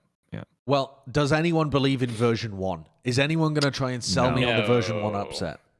No. I mean, there's always the potential that Sentinels once again trips over there. No. Wait, listen. It's not the potential of like they win. It's more of the potential that they set up the lower bracket run here again for Sentinels, where Sentinels falls over their shoelaces in the quarters. Then they win through lower bracket and win the whole event. Now, do I think it's going to be happening? No, probably not. But you never know. I'm just looking at Wyatt like wincing and being like, maybe. Are we sleeping on version 1? But the narrative, man, that would be a powerful narrative. It would. I don't know. Wyatt, what do you have in mind? Sentinels just win. Yeah. Okay, good. Yeah. I think nothing interesting. I mean, version 1. Do we even know who the 5th player for version 1 is? Whippy. That's what I was going to say. Whippy, right. Whippy, yeah. Version 1 are good, but I don't think they... Sentinels. Here's the thing as well. If 100 Thieves and Sentinels don't look good in their opening games, I am worried about North America, by the way. Yeah. Because these are the... Exet are our only hope. I mean, Exet and Envy definitely could be. I think those could be interesting teams to follow to Iceland. But I think most North American fans are perhaps hoping that Sentinels and 100 Thieves are your representatives going forward, and they've hit like... They peak at the right time. So if that isn't the case and they start out shaky against Sandbox in version 1, you're already starting to get a little worried. Let's go down for the rest of the upper bracket quarterfinals rather than. And remember, version 1 cannot play shotguns that well anymore too with the latest patch, right? When they were like Vanity Bucky. Oh yeah, exactly. Vanity Bucky is going to be gone too, so that's going to be a very tough versus Sentinel. It was 90% of his kills. These next 2 matches are much less easy to predict on paper, I think. I think this is so easy to exit. I don't see NRG winning same that. here. Kurt thinks it's very easy for the second one as well. I don't see NRG the second winning one's this. that easy. I don't know if the second one's that easy in particular. But go on for first. Let's talk Exit. Okay, let's talk Exit NRG first. For all the reasons I was outlining why I was a bit disappointed in NRG, despite me still being very high on the players as all excellent individuals, I don't suspect that the team play and utility usage will be at the level of Exet, who are one of the in terms of utility, one of the absolute best in NA right now. Plus the Viper buff, I think, is actually it just plays straight into Weeded's hands. I mean, unless I think the win con for NRG is probably just someone, not even someone, multiple players in just 30 bomb beast mode, and Exet not being able to handle that. Otherwise, I don't think NRG on attack are doing anything particularly. They're not doing anything outside the norm. Exet's defensive setups are just so detailed. I just don't see NRG winning this game, despite the players being really good. Exet are just different in terms of the util. It does seem like this is a util meta coming up as well. Exactly. With Astra, Viper, other stuff that you should combine with that. Exet's deep right now in their agent pool. Like I know, like I've been, praising Sick of being able to play like one agent on every map with Sentinels, like in Masters or whatever it was before. Yeah. I think Weeded is going to be one of those as well, because it's not only Viper. He's playing Astra, I think, on a Haven. And then going on Bind, it's going to be Aaron that plays Astra. So they actually switch a lot in terms of like the agent pool. And I even think like on another map, he plays Phoenix Weeded plays a Phoenix. Exactly, yeah. Haven. So like the agent pool for Exit is super deep. And that proves to me that their strategy is also going to be deep as well. And if you're going to try to compare utility based on the past tournaments and the past events for Exet versus Energy, Exet's going to take the upper hand out of this one too. They continuously look good. I have to stop. Literally, me too. I have to stop sleeping on them because I always think it's going to be like one of those staple hold organization names like 100 Thieves, Sentinels, Envy, and TSM. But now Xed's gonna be is like way up there in that top 4 for me. Especially since they have such a good grasp of Astra already. And NRG, Som wasn't playing like any Astra, you know? Like they weren't really playing very much Astra at all already. And I think Astra, as we move forward, is continuing to be a very important agent in the pool. Obviously, with Breeze being introduced, and we talked about how maybe with like Breeze, Astra won't be as impactful. So you might not have to worry about it since that might still be like an Omen map. Or even the lore-based Brimstone from the cinematic. But the point being is that I do feel like Xset's current... We can't sleep on Xset anymore. We've done the Pledge of Allegiance. I've stood up. I've saluted the flag of Xset. I've repped the set. And I think it's going to be Xset. All right. Oh no! What? I wanted to move on, but I was going to move on. Okay. I was going to say it's preordained that Xset and Envy shall meet in every tournament. If you click on Envy again, there, Kurt, those upper semifinals are like the best that you could construct. Xset and Envy clashing again, 100 Thieves and Sentinels clashing again. Like, that's the way that the fans would want it to go, I think. And it might just end with... But it would just end up with Envy Sentinels? What are Envy going to play here? To me... Sky? I mean, they're not. They're simply not. Victor Sky. I'm discounting everything that I saw from the final matches of Envy where they were playing Victor on Sky because people were saying that he hadn't been running in scrims or anything. It looked... nonsensical. Bought the agent before. Yeah, he just purchased the agent. So I also think that Envy's style doesn't play into that much I don't know. Saying that they don't play with that much structured utility usage is wrong because they do actually set up their duelists pretty well. But the duelists tend to play like Phoenix, Reyna, that kind of shit more often than they play stuff that combines very well with like an overall team. It's more about putting those guys in a position to frag. And I don't know whether this is... I think against Cloud9, that might be a decent matchup for them. I think they could do that against Cloud9. I think Cloud9 are also a team that wants to take those kind of fights. Yep. Yeah. I think Envy is sweaty. Against the other teams, I'm not sure I'm that high on Envy's style translating into this patch. But maybe I'm thinking about it too much. Maybe I'm overthinking. I feel like the Sky is like a teaser. It's like a teaser to like, Victor is like picked it, but at the same time, it's like there's a possibility that Envy is gonna play like a double initiator on maps like Bind, for example, again, and actually use that utility right. I mean, you look at the rest, you still have Caboose that's gonna play like a Raze or a Phoenix, I think, at some point too, and that's an agent that could really pop off too, or a player that could pop off too, based on Victor's utility as a Sky, and then you just now have Crashies being able to do what he needs to do as that Silva, because he's sick as that agent, right? I think though that Food just looked so unpracticed on the Sky completely that if they were going in that direction, he would have had to get up to speed real fast. The other part about this too is that with Mame picking up the op a lot, that does not, to me, fit with how you want to be playing Astra in the slightest. Like, he was doing really well with it though. On Ascent, I remember he was pretty good with it. I think just conceptually though, if your setups are revolving around having your AWPer hold an area, you aren't going to be able to. Every time you go into Astral Form to help the rest of your team, you're not going to be there holding that angle anymore. Like, the concept of it doesn't make sense in my head that well. Maybe they'll have setups that work really well around it. Like maybe he takes really deep angles and then once he takes contact, falls off and then uses the Astra util. But then that gets him out of his position as operator. I agree with you because when I was watching Mummy, when I was watching Mummy op with Astra, it looked pretty good, but they have to be like premeditated stars that are already set on the ground so that if he misses a shot, he could nebula out and like find his escape, right? Whether like, I mean, it's pretty much the same way as he plays with Omen, because if he misses a shot with Omen, he can't really shrouded step away or like teleport away because there's still a delay where he could just get picked. So I think mechanically his opping style is still going to be the same.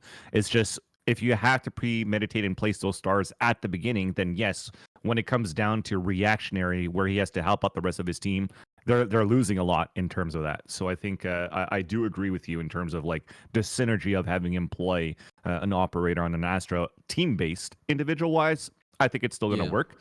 just to help the team is going to be They've had a long difficult. time, though. They've had a long time to Yes. work on their shit coming into this tournament. So, Yeah, and they've also yeah. had the opportunity of seeing Cloud9 play recently. So, Also, everyone for Envy, except for Mummy now, is in the facility together, playing from the same room. So it's only Mummy now. That's a little Envy fraternizing? juice.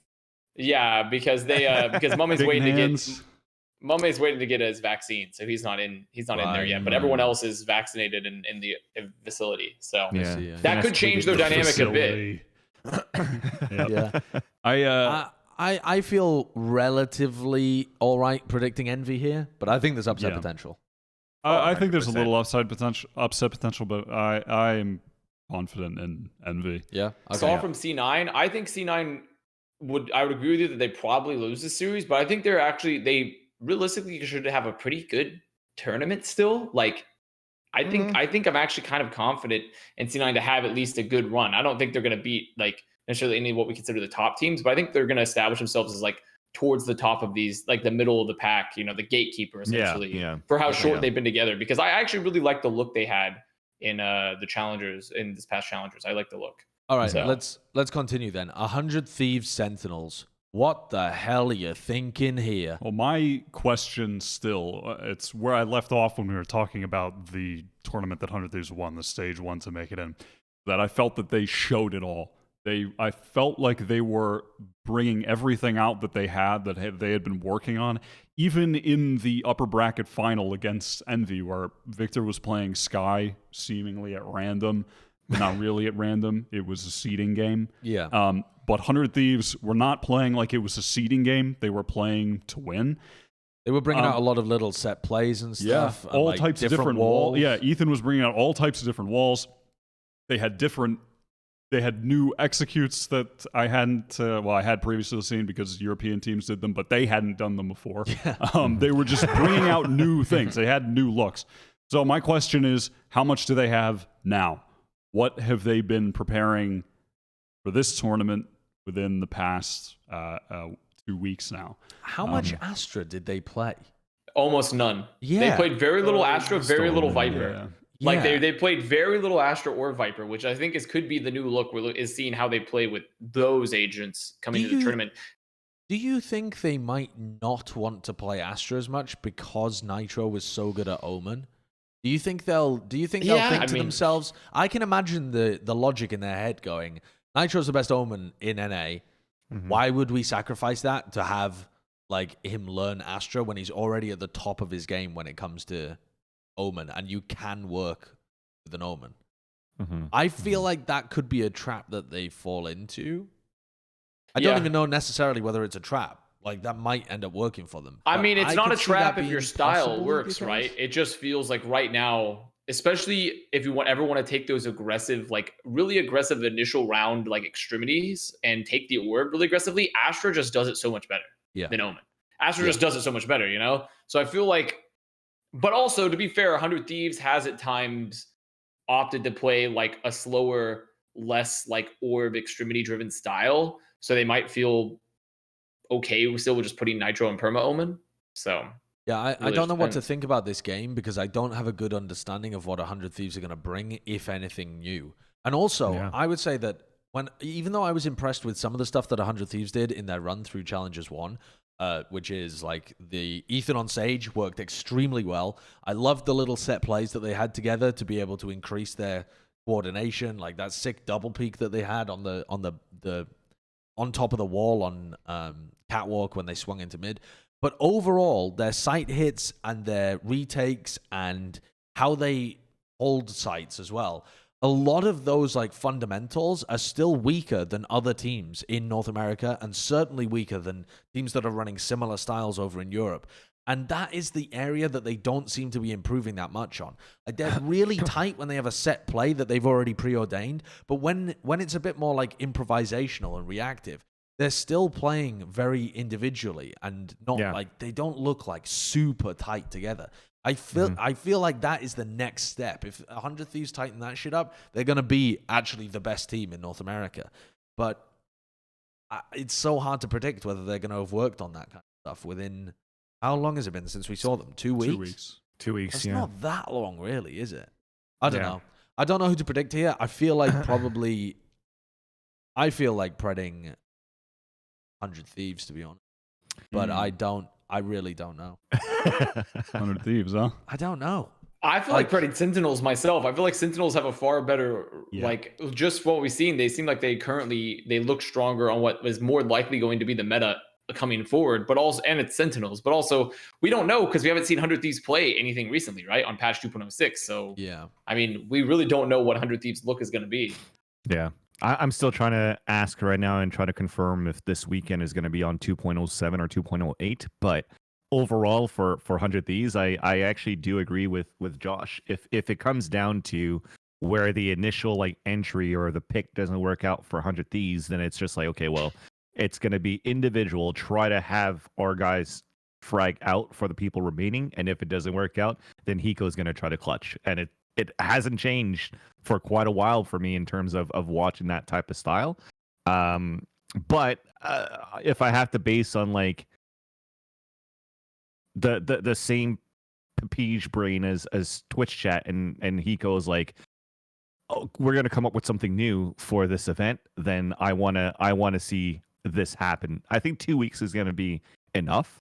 Especially now, I think they started boot camping since yesterday or 2 days ago. I will probably split this. I will go for 100 Thieves. I actually have 100 Thieves making it all the way. Really? Oh. Yeah. Okay. God, the more I think about it, though, the less I'm inclined to follow you, Vansilli, too. I know I set you down this dark path, but I just had flashbacks. I just had flashbacks to like how those guys are playing on their ascent attack, and it hasn't improved that much. And I don't know. Oh, Wall up, pick B, doesn't work out. Hiko try to clutch. See you later. Yeah, I don't know, bro. I don't know. Also, I haven't been that impressed with Sentinel's Haven recently. It doesn't seem like the unbeatable map that it previously was. Fuck it. I'll go with Sentinels so that it's 3-1, and that way we can move on with the bracket. Damn, but Josh literally he just brought you off the boat and burnt the ship behind you and left you stranded. That's what he did, man. Don't worry. I think that game, you just don't know enough information to predict it accurately at this point. I'll be on that raft. I'll see you guys on the beaches of Breeze. I feel fairly confident in Really? Sentinels winning right now. I Actually. think, I don't know, man. All right, anyway, Exet Envy. I like Exet in this game. I like Exet. Repping the set? Yeah, because He's repping the set. I'm repping the set here. I think that trying to get that new they had new merch drop. You're trying to get a free package. Is that what? Hey, listen, I'll put my address in the comments below. Don't look at it if you're a viewer, but if you're from Exet, hey, send me a package. I'm not that confident in Envy adapting their style that's worked so well for them in the past to beat Exet here. I think that the way that Exet that there are more options in this meta to shut down aggression, I feel. Just fundamentally, like the Astra, the Viper, when you take so much damage when you push through it, the aggressive nature of Envy, especially when they're defending, I think is going to be harder to pull off in this meta. So I'm going to fucking punt for Exet. I'm not mad at it. I'm just thinking about history. And what has history taught us? Well, Envy usually, except that one time they didn't in the seeding match. Yeah, So I'm going Envy. Don't look at my logo, but I'm going Envy. So. Yeah, absolutely. My logo. Biased industry sellout. No, this is just a basic shirt that I'm wearing. So. It's just a basic tee. Basic tee. This one is a hard one to call though. Yeah. This is a difficult one. I will. Vansilli, you go first. I don't know. Dude, this is like I'm always like a huge Envy fan myself. Like I always want to see them, at the point where they're going to be able to represent North America or just be where everybody thinks they should be. Especially when we go far back as to December when every single team in North America is like, watch out for Envy. They look so good. And then I've always been anticipating like a fucking kid on Christmas, and then I'm expecting the Xbox when I open a gift, and then I get a fucking calendar. And it's just unfortunate to see that from Envy all the time. So, and I had Envy winning Masters 1 all the way from like day one. We start the show, I was like, Envy's winning it, and then it just didn't make it. And then looking at them versus Xset, yes, it's a great rivalry where Envy usually has their number, but Xset continues to improve and evolve where I haven't seen that from Envy yet, unfortunately, recently. So as much as I usually am a Envy fan, I have to go with my logic to say that Xset's actually going to be able to take this series. And now, should I backstab him and go for Envy?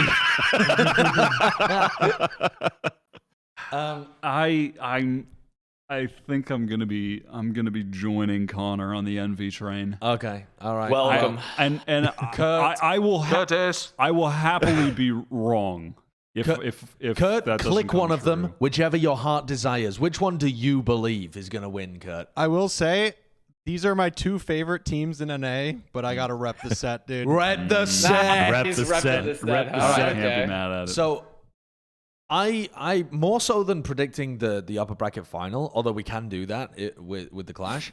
I also want to kind of ask the question, instead of predicting the entire lower bracket, which would take forever and it'd just become a shit fest at that point. Yeah. I want to kind of ask you which 2 teams you think are eventually going to make it. So let's predict this team first, and then if a team was to make a lower bracket run, or if you had to put your money on which 2 teams will actually make it to Iceland, where would you go? First of all, Sentinels Xset. Is there a world where Xset win this? Yeah. Yeah, I think that could be. I think it's not out of the realm of possibility. Mm-hmm. In fact, I think that the phrase I just used made it seem like it's less close than it might actually be. I think that Xset would have a good chance of beating Sentinels, actually. But Sentinels are still favored, and I would suspect that they win. Yeah. I mean, I still expect Sentinels to qualify. Despite their shakiness, if again, to go to history, Sentinels have had plenty of times in the past where they've been shaky, but they've always recovered when it mattered. And they always win when it matters. And I think that they'll do the same thing again. Yeah, I am inclined to agree. It's hard to bet against Sentinels when they've been the best team in North America since like mid last year. Yeah. Sentinels. Okay, so I want to ask again, instead of predicting the entirety of the lower bracket, which of these teams do you think is going to make it to Iceland along with Sentinels? If our clear favorite is Sentinels, which is the second team? Because if it was 100 Thieves, they come up against Sentinels pretty early on, so that would be a pretty long lower bracket run. Or I mean, they could fucking win, right? They actually could win that game against Sentinels. Or are we feeling like Xset, Envy? Those are the standout candidates. I want to give it to Envy, but what is sticking in the back of my mind is what happened at the end of Masters 1, where they just went out in flumping fashion to Gen.G. Yeah. That is in the back of my mind, because I feel that Envy should be able to beat both Xset and 100 Thieves. I actually think that if Envy were playing at 100% capacity, they would have won that Masters stage 1. I'm pretty convinced of that. Mm-hmm. But will they deep in the lower bracket, because I don't think they're going to make it through the upper bracket final and just win out. In the lower bracket, will they crash and burn at the end, or not even at the end? They won't make it to the end. Will they go out in upset fashion again? Mm-hmm. That is my question. I did my pick'ems last week too, and I had Envy making it to the lower finals as well. But unfortunately, will not be able to. Crashing out in the lower finals and not making it through. My hot take actually is my top 2 teams going to Masters is 100 Thieves and Xset.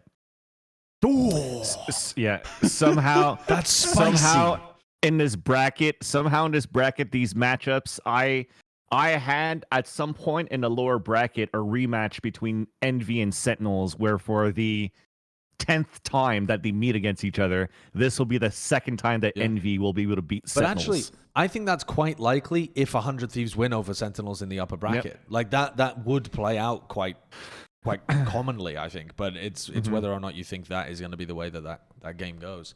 Yeah. What are you thinking, Connor? Who are the 2 teams? I mean, I'm definitely. I mean, I definitely think Sentinel's making it all the way through. I mean, that's pretty obvious. And Look at then the I don't know if it's actually gonna. I'm not Look at actually the necessarily shirt. gonna go with Envy. I mean, covering up this Really? shirt. I actually don't necessarily think it's gonna be Envy. You If don't I have was to- to- don't? You don't have to give a hot take just because you're talking to your friends, you know? He's No, crossing I'm his thinking. toes. I'm thinking. He's I'm crossing honestly- his toes while he's telling us that it's not going to be I'm really Envy. thinking here. I mean, realistically, I'm like, yeah, I feel like Envy should, but I wouldn't be surprised to see. I honestly would not be surprised to see, especially with this meta, would to see Exit potentially make it through. No Yeah. joke. Wouldn't be surprised to see Exit make it through. If I I was think gonna they're go gonna be like sneaky super good. ultra spicy, if I just wanted to like really just like get my own C9 rewards card, be like C9s make it through, but no, I don't think so. No, not C9. So I'm gonna go. I'm actually gonna go, but I'm going with the safe pick. I'm gonna pick Envy. I'm gonna pick Envy. So. Okay. All right. Yeah, I'm gonna go. Oh God. I mean, I feel like it's either Sentinels and Envy / Xset. I'm gonna go Envy, but I feel like they're going to disappoint me. I can smell the like lower bracket 3rd, 4 disappointment. Well, incoming. I think can smell it. It's also interesting to pose the question of who are the best 2 representatives? And I mean like the best. Like if once you have another month before Iceland actually happens. So the best of this tournament might not actually be the best representatives to send to Iceland. Plus on top of that, you got to think of stuff like, are they more likely to choke in big games? Because you don't necessarily want to send a team that might choke when they get to Iceland as your representative from North America. I mean, for me, Sentinel's clearly the best team to send because they've been at the top for so long, and you have faith that they'd be able to, like, even if they lost in the group stage, they'd actually turn up in the big games. Who is that second best team to send? I think it's one of Xset or Envy, except because they actually have good fundamentals and play some weird shit that might catch people off guard. And Envy because they play with so much confidence and they have really good individual talent that, again, could catch teams off guard. I feel like sending 100 Thieves is almost like dooming them to the fate of being a worse version of the EU teams. I agree with that. You know what I mean? I think the best 2 would be Sentinels and Envy. I think Xset might be too fresh, too green in their esports journey to just go to Iceland and turn up. Though they've been very consistent within the NA scene, they have not been able to actually win a tournament, make it deep. Well, they made it deep in the last one, but how much of that was them and how much of that was Envy? Yeah. Okay. So they haven't shown that they have what it takes to actually win a tournament yet, and Envy have. Oof. Envy have the confidence. I would say 100 Thieves and Envy. I feel now somebody has to throw me like a buoy off that ship that sailed away from like Sentinels and 100 Thieves and let me swim towards it and get me on that boat. No, I'm still gonna have to give it to 100 Thieves. After you guys are saying that 100 Thieves, if they make it to Iceland, could look like a poor version of EU, I was like, oh shit, they're kind of right.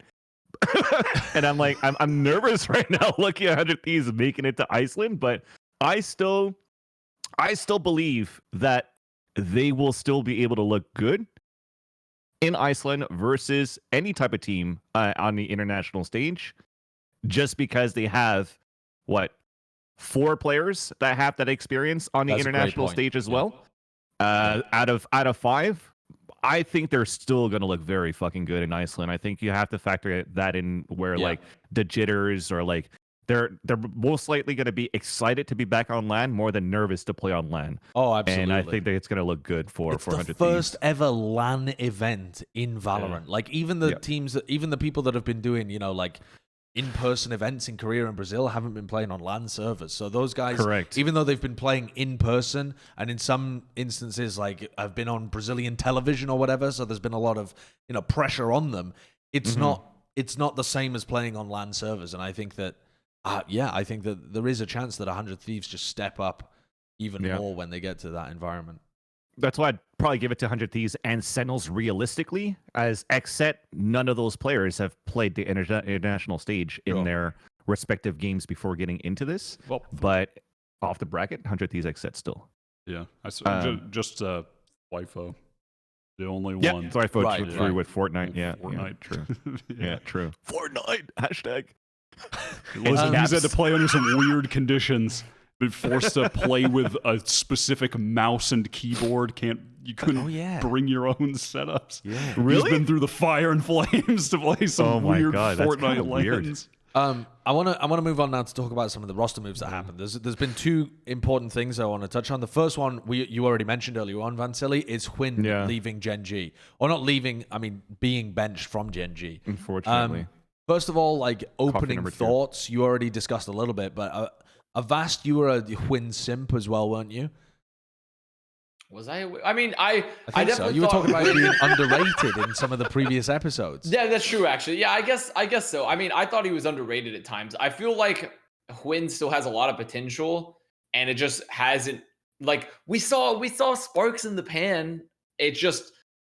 I feel like I don't think that's a good thing. Sparks in the pan. Like, put firecrackers in a pan or something. Well, isn't like I mean, isn't that the phrase? "Is sparks in the pan," or is it? Is that a phrase? I've never heard of it so. before. Or maybe I'm mixing up. Honestly, I have a really bad problem of taking various phrases and mixing them together. I have a really bad problem about that. Yeah, no worries. So I'm not sure if that's maybe it's flash in the pan. Maybe it's flash in the pan. That's probably a phrase. You know, whatever. You know, sparks, flashes, doesn't matter. The point being is that I think huynh probably just needs to go to a new environment. That's really it. I don't think this Gen.G right now. I don't think Gen.G is like it's like we talk about with TSM. These players are talented. It's just whatever system they have in place, and also just getting stuck into the ruts and the habits of being in a roster that has been on a decline. Sometimes that whole mental aspect can bring you down with it too. And I feel like huynh is a player with plenty more to show, and it's clear that Gen.G just needs to shake some stuff up. They've tried to make moves. I mean, they brought in Kusta, and they sort of revitalized themselves for a little bit, but still, there's something that is not clicking for this roster overall, even though their players have talent, and they probably just need to make more moves. And and I think huynh one of those players. You have the inside scoop. It's not really. It's not really an inside scoop. But I would say as well, just with huynh, I do feel the positive aspects were that he had games where he was just an explosive AWPer. His defensive AWPing was always excellent. His Jett utility was always really well executed. He was great with the ult. He would have some insane games. I just don't think that the consistency was necessarily always there. And a lot of it, I think, had to do as well with there were times within the Gen.G lifespan, and also just times within maps where they would just, they'll use him as the throwaway hard entry. He's pretty much just sent in to die. Yeah. Create space, die, and let us trade. Yeah, and that was a bit limiting for him, but also I think his agent pool was limiting. I mean, he pretty much just only played Jett. He had a bit of a stint where he played Sage, a little bit on blind or so, but he pretty much just played Jett. And that's a bit of a limiting factor, despite Jett being a really good agent. I mean, I'm under the impression, just the coach of the team, MC, was saying in my Twitch chat that part of the reason they wanted to switch was to enable players on the team to play other agents, specifically GMD, potentially trying GMD as a secondary duelist role, enabling him to play Breach again. That was something I was calling for constantly when we would mold about Gen.G before, was that I wanted to see GMD playing more Breach, because his Breach, it was a while ago now, more around like even pre-First Strike maybe, or First Strike, but his Breach was just insane at the time. His Duelist was really good back then too. I mean, GMD can pretty much play anything. So that does enable them in regards to options for who they want to get. They can have GMD be the secondary duelist with Sean. They can keep GMD on a supportive role. They have plenty of options moving forward, and it seems like they're just going to be experimental within that and really taking their time trying to find the perfect fit. And it's not necessarily just going to be a one-to-one win gone. New duelist enters team. So I think that's the right move. Yeah, I believe so too. I think MCE joining right now as a coach really helped them solidify a little bit more set strats. So I think with that, it's like, okay, well, if we're sort of limited to, unfortunately, just a Jett or like a Sova where Michael does it perfectly already, you don't need to like switch Michael out of a Silva, right? At that point, if for example, Nguyen wanted to go into back into a Silva role, maybe they want to go a route with LG, where they don't necessarily need an operator anymore for the team, moving forward into their strats. So I think now it's trying to find like the right player that's going to fit into that playstyle and vision that MCE currently has from all the study he's been doing for building up this team based on the pieces that he has. I think with Kusta is still very good. I don't think there's going to be any change of that part too. I think those 4 players that still remain is good already. Just the 5th player that's going to be able to flex more agents is going to add a lot to Gen.G's roster, not discrediting what huynh is able to do and what he's capable of himself. Yeah, I really do believe in MCE's like vision. He's improved the team massively. If that's his vision moving forwards, then I pretty trusting in it. And there's also this is the perfect time to make a move like this, because there's going to be way more free agents available on the market as other teams chop and change. And it's not like they're only going to be getting rid of like shit players. There's going to be good players on the market that just didn't fit the teams that they were in, or some teams will just explode because they didn't make it through and they just want to try a different roster. Player 1 comes back. Talking about teams exploding though as well, and this definitely would have been a team that we mentioned in a future episode where we're talking about whether teams should blow it up. G2 had a report from Nell, where they are planning on essentially blowing up the roster with some incredibly core pieces, looking like they're chopping and changing. And this was such an open, transparent report where they're talking about like, artists might get shipped away, or maybe if we can't find the replacements, we'll keep him. It's like, fucking hell, man. Like, normally those kind of things you only talk about when they're done, or people aren't, as vocal about them, and journalists don't pick up on them until a deal is almost done, or some kind of concrete stuff has been put in place.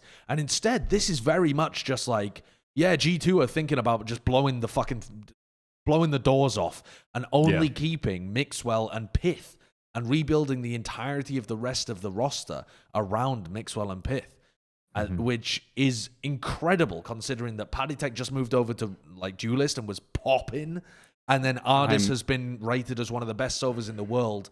Okay, not as much recently, but the entirety of 2020 and some of the beginning of 2021, he was very highly rated. Then you get to these paragraphs, and they're like, G2 has some different options. The priority is to try and recruit Nuki and Avova. But actually, they don't want to sell. Heretics doesn't particularly want to sell, but G2 really want them. That is actually that's a what a very bizarre paragraph. That is such a funny sentence. Yeah. Negotiations between the two Spanish organizations could be complicated, as Heretics does not particularly want to sell. Well, no shit. Heretics has been like the best team in Europe, that is some funny writing. Yeah, it didn't make it to Iceland. But then talking about picking up Coldamenta or Alex as well. From our interview recently with Bone Cold, Coldamenta was very highly spoken about in terms of being an IGL that puts in a huge amount of effort. Getting a pickup like that would be... Maybe they should just sign Ascend. Why not Ascend instead? Genuinely. Yeah, negotiations could be complicated though, because I don't think Ascend want to sell. I bet Ascend would sell. Yeah, maybe they would. Honestly. Maybe they would. The shocking thing about this to me, if you were to ask me or say like, all right, we have to blow up G2, we're gonna make a new roster, you get to keep 2 players, who are you keeping? Okay, number 1, Pith. Number 2, Paddytech. Those are the 2 players you would pick? Yep. Wow, I'm surprised. As of right now, I think that is actually a really good read. If you think about like how the crowd G2's been performing recently, and as we look at their like historical trajectory, like those 2 have had the most consistent performances across their entire time. Because like Ardis and Mixwell have sort of had like a drop off comparatively to those 2 in this year. If you went back in time, I'd be like, you definitely keep Ardis and Mixwell. But like right now, do you? Well, the thing about Ardis is that he was incredible when he was like jet opping back, way back. And his Sova has still been excellent for the team. Like there's no problems there in terms of how he plays. I think he's not like the best rifler in EU anymore by any means, but I would be interested to see him play a range of different roles. What I'm concerned about with keeping Mixwell and Pith is that I feel like you don't have the most aggressive Cypher player in the world there, so you're already playing with someone that likes to gather information based off their utility and play like setups where he's playing quite defensively.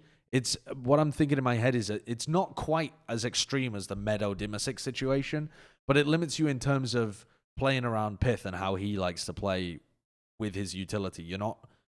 A lot of defensive setups are going to be based around that still, even if you blow up all of the rest of the team.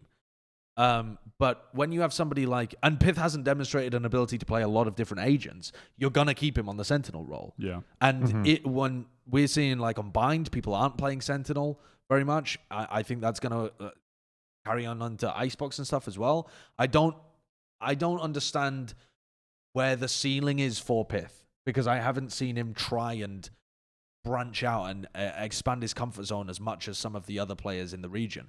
And whereas with Ardis, I've seen him play an excellent breach that he didn't want to play, apparently, but he was incredible at it. And in the past, he's been really good when he was opping and playing stuff like that. So I would be, I don't know. I feel like Ardis stocks are inflated because he was genuinely in the best player of last year convo. And this year, I feel like if you look at any metric, he's not anywhere near. But all of the conversation, the good stuff that they were doing revolved around Ardis and Pith actually as well. Like all of the good defensive, like all of their great strategies that got them wins on maps like Ascend and maps like Split were based around. This is a good clip to show. Was fucked, yeah. Was based around like Pith's utility and how they were gathering information based off that, and then around like Ardis when he was playing on Split, like the aggressive Sage walls were all really well set up. The breach when he was playing it was extremely well set up, and the Sova, he was still performing his job very well. I think that. I think his stocks are at the lowest they've ever been right now, but I think he's still a very good player. Sure, he's still very. I don't even know if You wouldn't call him a very good player? He's good, but I don't think he's done anything in 2021 to make me say, well, obviously G2 needs reformatting. Yeah. Right? Yeah. G2 expects excellence. They want to win. So obviously things have to change. If things have to change and we want to make big moves, I'm not going to keep him. And I'm going to keep Pith because he's been the fucking rock of the team all year. Even previous, I mean, all of his last year was really good. Sure. He's been consistently an excellent, one of the best Sentinels in the game the entirety of G2's lifespan. Even until now, I think he's clearly one of the stars of the team. His anchoring on defense is amazing. Yeah, he wins defensive rounds for them time and time again, just by existing on a site, playing off his utility, and finding multi-frags. And the other player who has looked good to me has been Patatek, and him on Duelist seems to have really revitalized his game. I feel like every time I see G2 finding success, it is due to one of those two players. But also Patatek has been playing like Reyna and has he even been playing other stuff for them actually? He must have been playing something else, but I can't remember what. And I don't know how deep his agent pool goes because he played. Fuck it, just get rid of everyone. Played Reyna and Phoenix. I'm not even kidding. I'm not joking. I mean, I prefaced saying earlier, if we're going to keep two players, I'm okay with keeping one. I'm okay with keeping Pith and just removing everyone else. Because I think we're going to get I think we're going to get stuck in this thing that happens. This always happens, where these players have such an early game legacy, and we still have this framework that they exist in our minds when we think about the game and who they are, that they are just surely above everyone else, that they are just these god status players. And I think it takes a long time to remove them from that part of your thinking. And I feel like we've already gotten to that point. I think Mixwell has definitely had a large drop-off. I think Mixwell, to me, is the biggest drop-off from beginning of the game to now on that entire roster. You know, maybe you could say like the way that Paddy was playing Smokes was getting red. He was playing it maybe a bit too aggressively, but the transition to Duelist has picked him back up to that level. But Mixwell, to me, has just been a bit of a constant decline throughout his time. He's not as good as the other duelists in the region. He's not as good as the other oppers in the region in terms of sometimes his decision-making is really wonky. In like one match, he'll just shit the bed repeatedly. and he doesn't have the same peaks as other people. I want to see him, if they continue with this, move into a support role. I don't know what that support role would be, but I don't want to see him on duelist anymore. I think that you're limiting yourself so much if you intend on having Mixwell always be playing that role. He used to play like Viper back on the Prodigy team. Yeah. Why not? Put him into that kind of stuff where he's playing maybe more smokers. Like maybe he can play Astro or something. I don't know. Yeah. But well, G2 for me is like where TSM is right now. Like where finally like G2 with this report, they want to make a change, right? And based on the names that are out there in the article, I feel that it's good that G2 is trying to go for these players because I feel that they lacked structure because they needed like one specific IGL where, you know, you didn't really have that in that team. So Coldamenta coming in right now and he's playing that support role could definitely help. That would be sick. Right? You have Nuki that wants to come in right now or potentially. The way that I read it is that Nuki and Avova, they kind of want to join, but Heretics doesn't want to sell them, right? But there was probably that conversation before of like, we'd be down to play. That's how I paraphrase that paragraph, right? So then Nuki comes in and plays a Raze, and then as he always does, and then you have Avova that's coming in and he's playing Astra or controller, right? So then so now you have like 5 players that are like it's pull some players out and then put some players in a role where you're, let's say you said you wanted more fragging power in your duelists. Maybe Mixwell is going to find that with that Jett. Now that Nuki is going to come in as a Raze, and then you already have Pit that's going to play, like for me, kind of like a proto of my Cypher in Europe, right? That's going to be pretty good. But overall, the pieces would look right with those 5 players where I don't feel that they need to like change agents or put people into or players into roles where it might be out of their realm that they're comfortable with playing currently. So it would look good. Even with that roster, I still wouldn't be comfortable with Mixwell's position. Because we've already seen him play like the second fiddle to Paddytech recently. Like Paddy has been playing that really aggressive, like fragging, I'm gonna take aim duels duelist, and Mixwell's had the space to play secondary duelist, and he hasn't. I don't think he's looked better now than when he was trying to play like the primary entry either.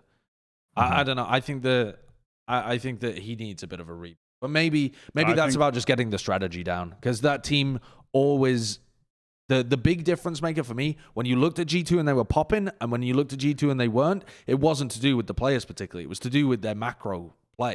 It was to do with like, do they have an idea of what they want to do on this map? And if they do, well, fuck, they can beat anyone. They're actually literally still beating tier 1 teams. It's the comparison to TSM gets made a lot, but TSM have actually their results page looks like they're a tier 2 team and not even a top tier 2 team. G2 was still getting wins over some decent rosters, and they were just like competing, but they never look like they were. I mean, they won a fucking tournament actually in 2021. They won the Red Bull tournament. Yeah. So I mean, they still managed to do that, but I don't think they were as far away as it seems. Like I even wouldn't have been mad with like just fucking putting Coldamenta into the team and seeing whether actually getting an IGL. Like they've never actually had an IGL on this team. That's it. And you're going to blow up the entire roster that was still doing all right before just having an IGL with proven results on there? Yeah. I'm not saying it's too early because they've had enough time, right? But they haven't made the right changes up until now. Like adding Zeke was not the right change. I think we said that at the beginning. Yeah. So... But when Aussie came in, it was like, oh, it looks pretty good, right? And I think Aussie was trying to call at some point, too. Aussie like, was doing comms for them. Yeah. So, like, he was reeling them back at some point. I remember, like, people talking about it, too. It's like, hey, like, don't push, actually, and let's just play our numbers. And when they were listening to him, after that, it's like, oh, G2 actually looks pretty good right now with Aussie in the team. Like, I remember that match on Split where they were playing good off angles. They were getting good trades. I think getting IGL is going to help them a lot. Are they keeping Neil Zenio as well? The coach that they added that didn't really do much for them? I don't know. Yeah. Bring Mike back. Because he had previously played with Ardis, so I thought that was how he got his entry into G2. I'm surprised that's their first move here, is moving the roster around, honestly, versus the staff. That's honestly my shock here a little bit, because like Josh talked about is the fact that this team has won stuff still and has won a lot and was the best team in Europe for essentially a year and has still continued to compete. I'm surprised we haven't seen any staff movement at all. Well, yet. we have. Like, they no brought stat in a movement. new. They brought in a Analyst. new head analyst, but there's only one analyst, so he's just the head of his own. little Yeah, analyst. but I'm not. I personally, for me, I think analyst is one of the most least understood and weirdest positions in esports currently. So I don't really care either way if an analyst is added or not added. I want to see a coach. Well, I Because think he was doing that's how I coaching for personally them, feel. though. He wasn't just doing data analytics. He was because he was tweeting about like, "Hey, you ready to get counter-stratted?" Like he's clearly having input in like what strategies they were supposed to be running. see. So there's some coaching going on there. Hard to tell. Like maybe he was just providing them with like PDFs of this is how the team the plays. issue still is a macro level, right? We're not talking about, because that's the one thing G2 still has had going for it at times, has been these micro plays. And like taking really good reactive plays with 2 players on a port of the map. It's always been about their macro. You know, that's always been the thing that we've talked about. Yeah, or maybe it does work out with their macro where it just doesn't pay off because they don't have like somebody that's really telling them at this point, let's try to get this pick. It's always like that communication between themselves saying, hey, let's try this. I feel that we could get it right now, but there's no clear call of being like, as an IGL, let's do it this way right now. Let's pull it back. Let's move forward. It's like, hey, I got a pick. Should we continue? Sure. Why not? Right. So I feel that having that IGL that creates that structure is going to help. But I think my bigger question is now that this report comes out, if Heretics doesn't sell and they stay with this roster, what the fuck happens to this roster? Yeah, I know. That's what makes it so weird, right? Is like if you're they've already committed at this point. Right? I mean, doesn't it say in the article that they are only going to get removed if they find suitable replacements or something? Yeah. It reads very strangely, like, oh well, maybe we'll stick with this roster if we can't find better players. That's going to fucking boom your players. Like that's what I mean. I Though think it's this already paragraph or some shit. That means, I mean, it's already over then. The players will get switched out eventually. Yeah, Ardis, Patatek, and Zeke could be benched unless the organization fails to recruit the desired players. Yeah. But I mean, there's no way Ardis, Patatek, and Zeke are going to want to continue playing on a team where their staff or their captain doesn't want to play with them. Like one or the other. Like this either came from Mixwell or it came from the organization. For sure. And either way, you don't want to be involved like with an environment like that. So I mean, you can. I get it from the G2 perspective, though. I mean, they have gotten 0 points now. The number one EU team theoretically. Now's the time into to make this changes. year.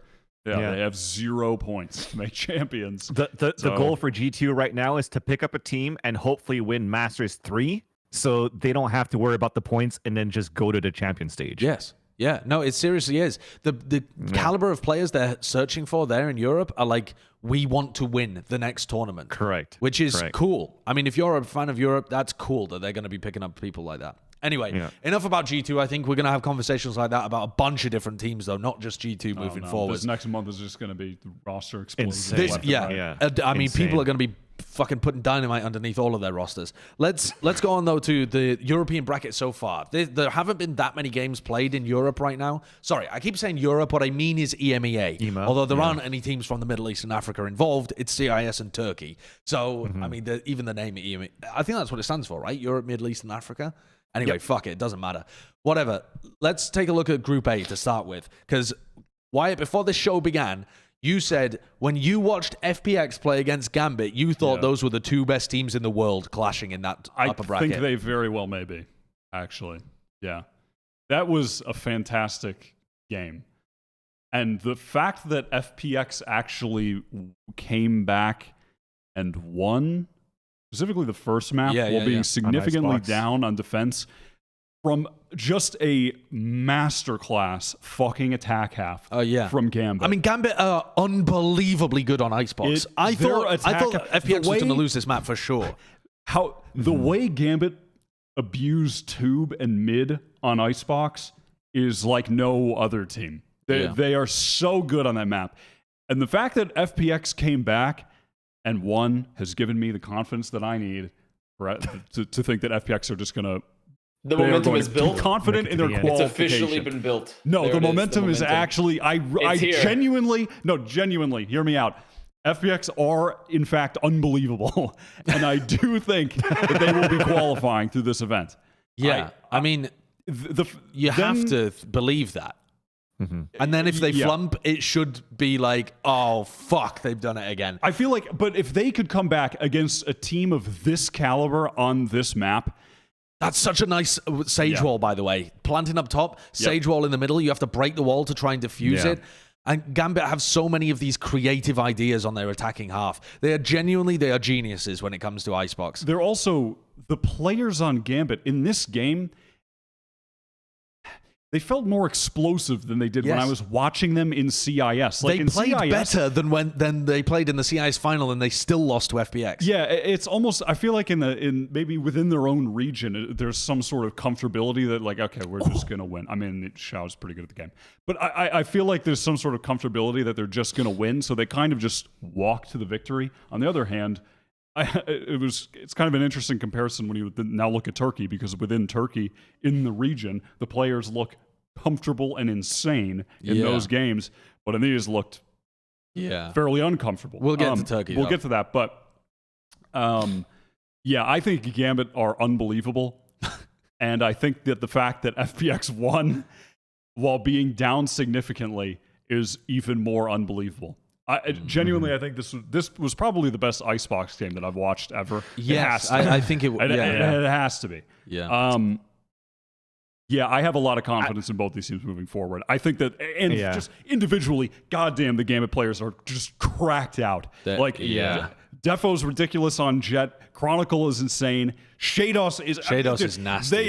They are ridiculous. Redgar had a good series as well, actually. Yeah, and he's normally the weaker fragger on the team. As an NA fan that finally just started watching some EMEA to like learn the matches, and everybody was talking about this too, right? I remember talking to Yinsu, and she's like, yo, you have to watch this Gambit and FPX match because it's probably going to be like, in any other day, it would have probably been like a final for these two teams. We're losing. And yeah, am I still here? Is my voice still here? You are lagging out. You're back. You're back. You're lagging. You're back. It took a second, but you have returned. returned. We're good. There you go. Yeah, so watching this game for me and just watching Icebox in general is like, holy crap, man. Just watching FPX, how they want to play, because I'm always the type of person that's like, oh, well, you don't have a Sage. What's going to happen? How do you change your strat a bit? And I just like Wyatt said, how both of these teams are taking control of like Kitchen and Tube and working that mid side has been pretty good. I even like the small changes from at least comparing it to how NA plays a Viper is how Angel places like his wall on the attacker side. Because most of the times these Vipers are going to place it where it covers halfway into the plant and then the left side of the tower. Yeah. But for FPX, they actually put it deeper into the B site so that they could actually just try to fight behind those double stacks and make sure that nobody's close and try to swing through like a Viper wall or anything else, or even a wall bang to try to get the diffuser down. So I liked how aggressive and it looked for FPX in their execution. Not aggressive, but just like how solid the execution has been. But just that the mid control, the mid battle has been super important for both of these teams, where I don't see that for North America. Which is really, really fun to watch. And to see FPX come back into this game for sure. It looked so good for Gambit to win that map quite easily. I think it was like 7-1 at some point on that first half. Yeah, they went up 8-4 in the first half, and FPX still managed to respond. Crazy it was shit. Super good. I think it was a great match to watch, and Split was a fun one to watch as well. Again, I don't see any fucking Sova play on Split usually. Well, that's crazy because they actually have played Sova in the past before. But what FPX have started doing is they have 2 different comps that they can run on each map that they can throw at you. And this was a third. This was a separate third composition. Actually, I guess this is actually their 4th comp that they've been running recently, because they had Shadow on Breach, they had Shadow on Sky, they had Shadow on Astra, and this version of it, and then they had Angel on Astra as well. This version of it was a double smoke comp for FPX. Double smoke with the Sova. And when I looked at this, I was like, dude, why are you guys trying to get cheeky with it? Because this is one of the weakest maps for Gambit. Of the maps they play, they always ban Haven. Personally, I think that Split is the weakest of the ones that they regularly play. Their Ascent looks really good. Their Icebox looks incredible, and their Bind looks good as well. Split is like they're a little shaky on it, and so I was like, okay, FPX are just going to play their normal shit, and they're going to be able to beat Gambit here. And instead, they bring out this comp, which is it looks weird. It looks fucking strange compared to what you're expecting to see on Split. But actually, the Gambit guys were getting caught out a lot by Xiao. They weren't expecting recon darts to be hitting, and he was able to stall out. He was like saving a lot of his utility, and he was able to stall out pushes with the drone and with the dart. And he was like darting into smokes to stop them grouping up in smokes and being able to exec in. And he had like some really great ideas of how he wanted to play it that wasn't just, I dart back sight and we push. So clearly a lot of thought has gone into how to make that comp viable. It was definitely reactionary from the way that I saw him play, because when he was playing Sova on defense was mostly towards A heaven. And where I see him pull out the owl drone is going into vents when there's already a trap wire in there, but it's to check towards that mid side to see if a push is eventually coming. And it's not necessarily to take vents control, it's to prepare the other players on B side, which actually having a double controller was pretty damn cool to watch. I'm going to try to stop swearing so you get your money into this fun. Fuck it.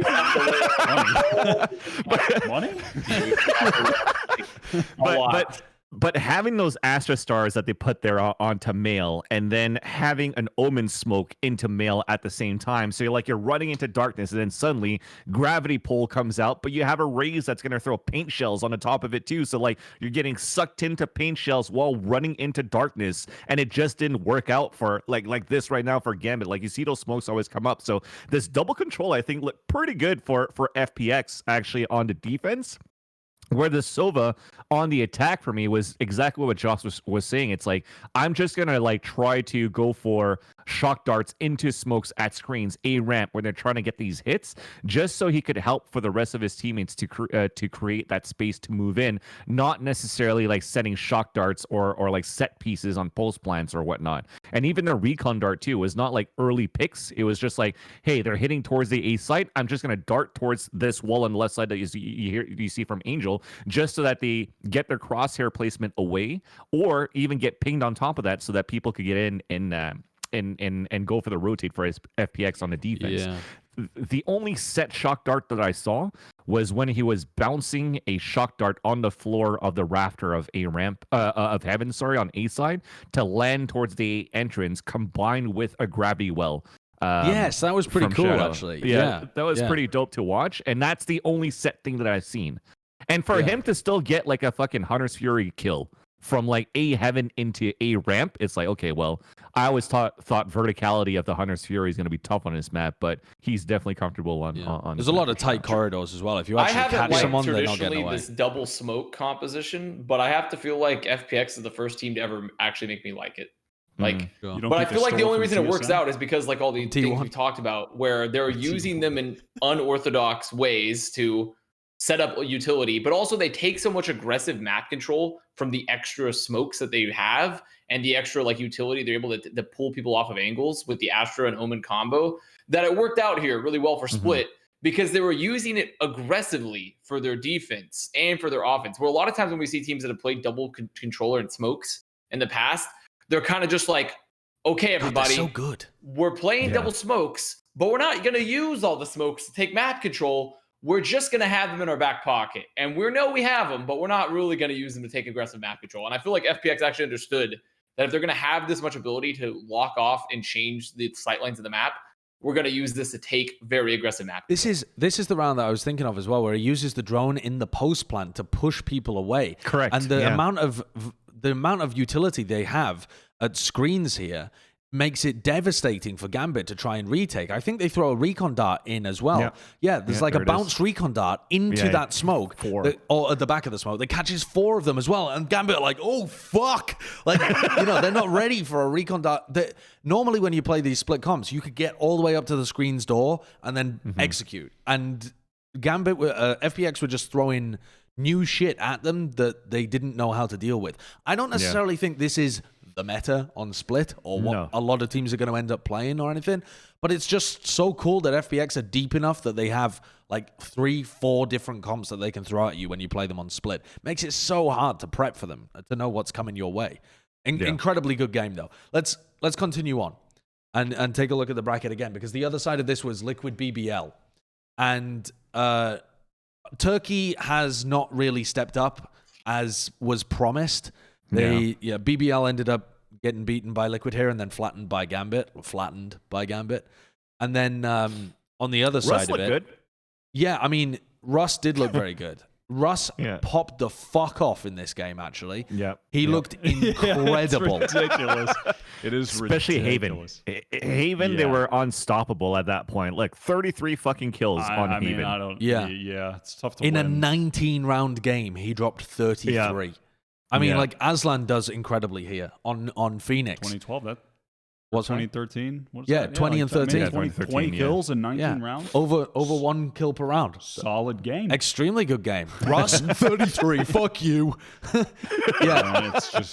It just felt like Russ was unstoppable in this, and that they needed to respect him more when it came to the shit that they were doing.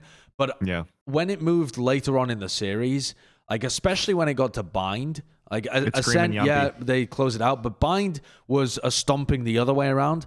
Mm-hmm. The Turkish teams are just behind the meta when it comes to this. I think that one of the biggest things that I noticed from Turkey, from watching Oxygen and Footballist play as well, is that Oxygen less so, but they just haven't incorporated Viper. They haven't incorporated Astra. The Viper comps on Bind are just better. The Viper Sky comps on Bind are literally just better than everything else that you can run on that map. And if people aren't running it when it gets to Iceland, they're going to lose on Bind. Because Fnatic have known it for a long time, and now it's even gotten more powerful. Those comps are literally just better.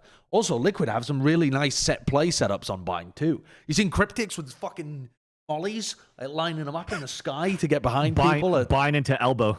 Finally, we've arrived at a place where I'm not horrified to see Liquid let Bind go through in a pool. They actually look which is great. That was the cause of so many tragic exits from tournaments. It really was. But that's the scary part too, though, because before getting into Bind, it was still like, hey, Liquid got spanked on Haven, and they still had to claw back on Ascent, because on Ascent, it still looked like BBL was going to take the upper hand. Until finally you saw a little bit more of like heroic plays from Yampi and from Scream on the defense. A lot more done, Exactly. Yampi was, so I've mentioned it before too, somewhere else. It's like Yampi was the opener and Scream was the closer, because Yampi finally was able to be like, a little bit more loose, trying to get those first entries or for first blood rather, because they were playing defense first. And then when it came down to retake, then Scream was there as that Phoenix to be able to get like 2Ks, 3Ks and help for those retakes. If it wasn't for that, it would have been a 2-0 for BBL, where we at least, again, as you mentioned, seeing TL on Split, on Bind, and it looked pretty good. Happy to see that right now for Liquid. Happy to see that they're moving forward. But they definitely had to like scrap and fight for this map to get to this map, or rather on Ascent, because that was not too great actually on how it started. Especially when you look at the way that Gambit just flattened BBL. It makes me concerned for Liquid's chances getting out of the group. I mean, not even concerned. Like, they should just not get out of this group. Yeah, I don't. I'm definitely not confident with them against Gambit. They might be able to beat them on Bind if Gambit are a bit behind the metagame, because I do think that CIS and Turkey, when it comes to like the new shit, do seem to be lagging a little bit behind. Like, Gambit themselves have not played very much Astra in the slightest. In fact, did they play any Astra? I can't remember, but I don't think they did. I don't think so. I can't remember either. I'm not confident in Liquid's chance. I mean, we're also just assuming Liquid lose to FPX. But I mean Liquid are going to lose to FPX. I feel like they are. Yeah, I think we can definitely predict that. I mean, FPX. I mean, you can't be so wildly inconsistent as Liquid has, and they also have really rough reads on certain maps. Like, they only really looked very solid on Bind. What a flip of the narrative as well. And their Haven is disastrous at the moment. I feel I don't have a lot of maybe disastrous is hyperbolic, but it's gone from one of their staples to I'm now very concerned while they play it, and I think it's part of the problem is it's one of the maps where Yampy seems to constantly struggle on attack. He really does. He doesn't know how to find entries on the map, and I swear this team at the moment. They live or die by Yampy. I was going to say, do they live or die by Yampy? I think they do. I actually think they do. Does he find value on entry? Is the answer yes? Oh, they win. Good. Is the answer no? Oh, they lose. I really think it honestly comes down to that I think it comes down to that to too alarming of a degree that there has to be something. There has to be some kind of fix there where it isn't so reliant on him, because even on that one previous, I can't remember who the match was against now, but it was the one where Scream dropped like 33 on Haven, and Yampy but they couldn't close the game out. It was in the last series. Maybe you can pull it up, Curtis. What, when they played against BDS and beat them or something? It was against BDS. Right. Yeah, it was the one against BDS. And then they were able to win on the second two maps. At the latter end of Bind, when Yampy turned up, and on Ascent, where Yampy turned up. Yes, yeah. And on Haven, he was non-existent. Scream dropped fucking 33, and they couldn't close So it. what's the chances of Liquid making it out of this bracket? Because I think that a lot of people are still going to... A lot of people watching this are not going to be that high on Gambit, because people's narrative was Turkish and CIS stonks are so high, and then the Turkish and CIS teams all lost in the upper bracket. And then kicked W. All the CIS but teams the only in the region lower that bracket, actually held true for to lower the stocks was Turkey. You know, so Gambit definitely looked strong. Gambit looked strong. Did CIS lose in the upper bracket? FPX are basically a CIS. I mean, I thought you were just questioning reality. Take off the villain mask, FPX. You're actually CIS now. But I do think that Gambit are going to get underrated by the community here, and people aren't going to expect them to get out of the group. I think they are almost a lock to get out of the group. If Liquid win, it's a miracle. I already thought Gambit matched up well to Liquid, and now I think they match up really fucking well because they look really fucking good. Yeah. Liquid would have to ban Icebox and let Split through, and then you're playing on Ascent and Split against Gambit. Those are, I mean, Liquid has looked good on Ascent recently, so they still have chances in that series, but it's... I don't think it's a great. I mean, leave or die by Yampy and fucking Scream. And sometimes you have other players that transcends and are able to clutch, like Link had like that map on Bind. I think that was against BDS as well, right? So if those players are able to have like that miracle, like we have to win, and they pop off that way, maybe a chance. Yeah. But I think I lean with you guys too that it's going to be a very tough run for Liquid here on out. Even Cryptix, like even if he lost like 13-6 on that first match at BBL, he was like definitely doing well on defense with like I think he had like 17 kills. The rest of his team was like 18 kills by the end of the half.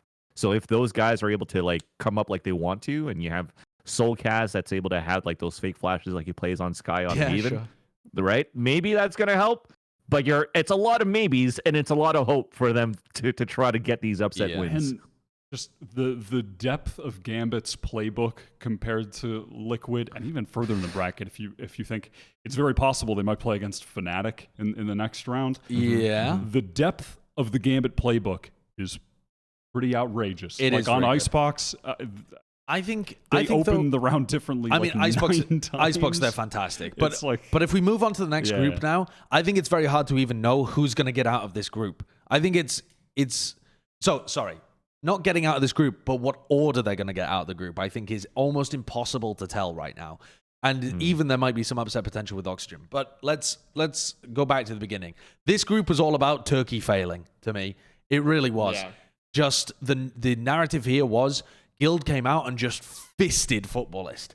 This game was the second game, but I want to start with it first because Guild started out with Draken playing Yoru on Haven and just gave them the business, and it felt like Footballist from then on just flumped the rest of the tournament, and they just went out immediately. They went out to the team that they beat 3-0 in Challengers Finals recently, and none of their players looked like they were playing at the same level. The team wasn't looking like they played at the same level. They just lost control of this whole tournament in the first map, I think.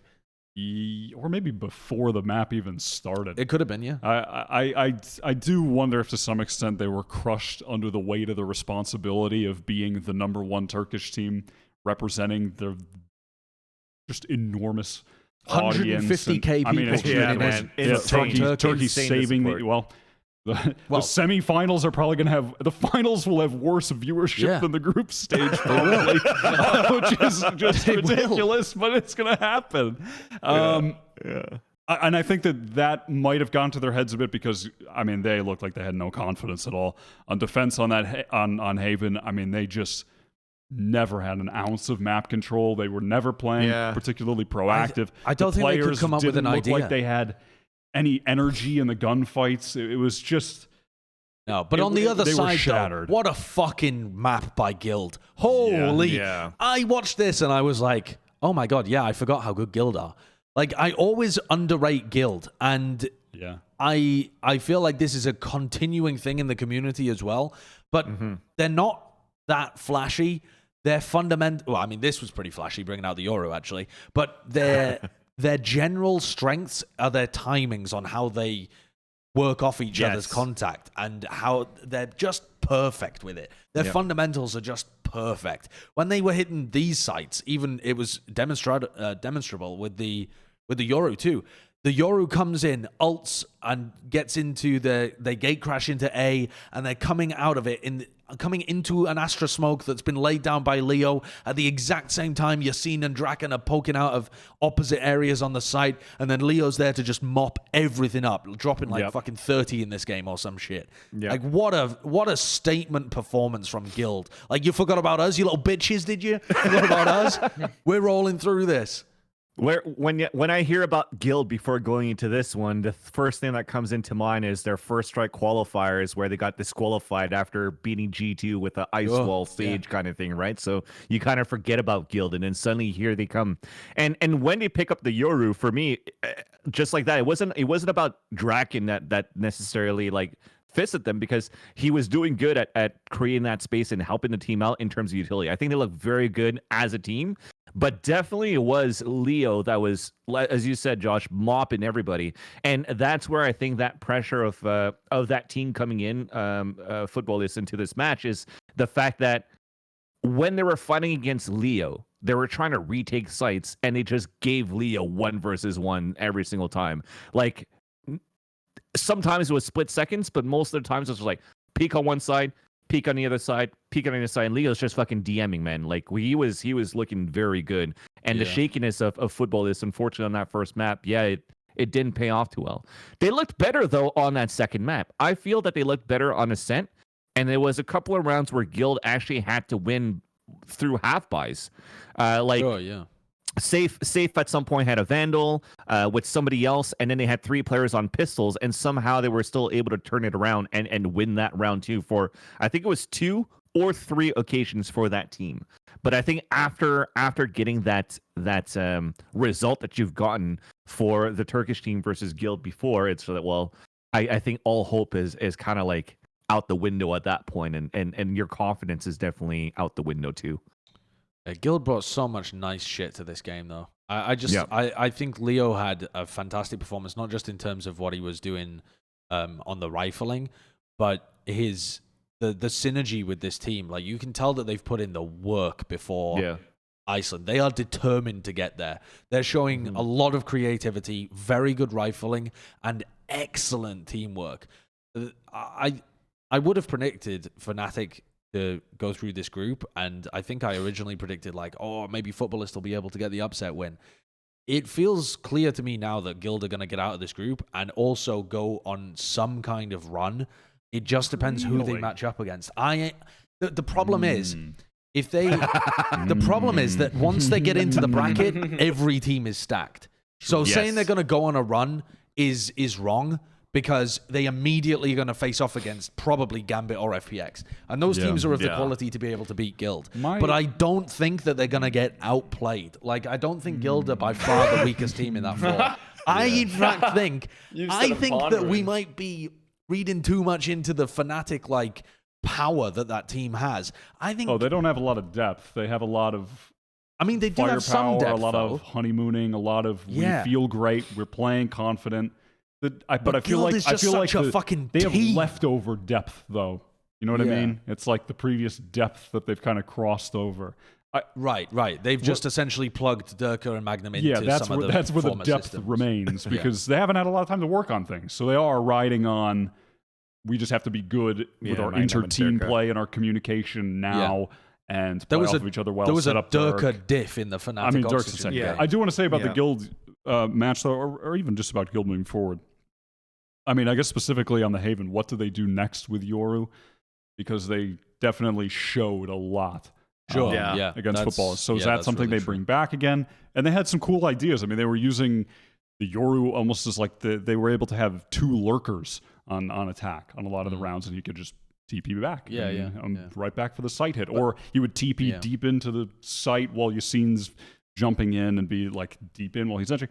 They had nice plays with it, but now that you've seen it, you kind of know what to expect. Yeah. You know the Draken's going to be right outside B. You know, like that was where he was firing. If he has his ult, he's going to be outside B. And you know where he's going to be into. So it feels like it'd be very easy to counter-strat, like hard counter-strat. Like even this is really... I was saying to my... I was watching this on my stream and I'm like, this is like what we envisioned Yoru would do, but this is also, and I'm not taking away from a play like this, but this is like the base level of what Yoru can do.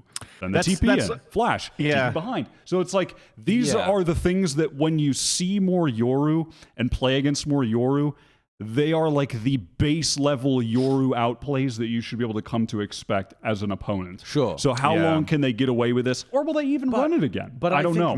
But go on. Well, even though some of the plays they won't be able to repeat again because people will be aware of them, I think what the Yoru fundamentally achieved is that it broke angles for Guild. Like that defender position, that setup that we just saw on Haven, even if you're anticipating it, your crosshair has to be on Hell. And I think Guild have the excellent timing to be able to even just sacrifice Draken in that position and have Yassine just come around the corner and fucking dome the first guy. And because their timing is that good, even in some of the situations where Draken is going to be expected, they're still going to be able to make use of his distraction to just take a site. It's not going to be as good, but I think that the fundamentals are still going to be able to carry Guild out of this group pretty easily. And at that point, it becomes like, can they get wins over Fnatic to get out in the group in first seed? Can they beat a Gambit or an FPX if they actually get to them? Those questions are much more difficult to answer. But I think that they've showcased that they belong in that top 4. I feel that, I think if Guild want to make it to Iceland, they need to win this group. I don't think they can beat FPX. I don't favor them against Gambit even, but they could beat Gambit. I think they can beat Gambit. They can beat Gambit. So I think they need to win this group and play Gambit, and that is their road to Iceland. If that doesn't happen, I don't think they can make it. I agree with that, because I think when we're just mentioning too that Turkey and CIS, as in Gambit, are a little bit too far behind in terms of the meta when they're actually currently playing these teams like FPX, for example, right? So when you actually had footballers that was playing against Guild, you hear like the wah, wah, wah of the gate crash of the Yoru, and you're like, I don't know what to do with this. They're still staying in their fucking default spot and not really reacting to it. So I think for footballers, it was like eye-opener. It's like, hey, welcome to Europe. Welcome to a meta where Astra is into play, where Yoru could get picked here and there, and it throws you off. And if you're trying to play against the basic comp of like the Jett Omen and stuff like that, maybe it could have been like a matchup if Guild had that setup. Footballers maybe could have beaten that. So if they're going to be able to win this group and play against Gambit, where they don't have that Astra coming into play or whatnot either, they might be a chance for Guild at this point.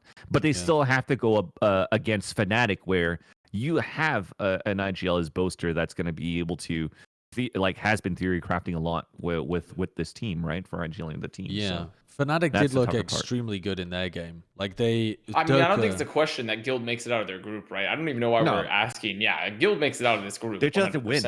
They have to win. But do they get out in first place, I think? Because they get in first or second. Yeah, that's the hard one. Mm-hmm. That is because I think that's the important question. I think their result here, I think if they lose this, the run's essentially over. I don't see them beating FPX. I think that'd still be a good game.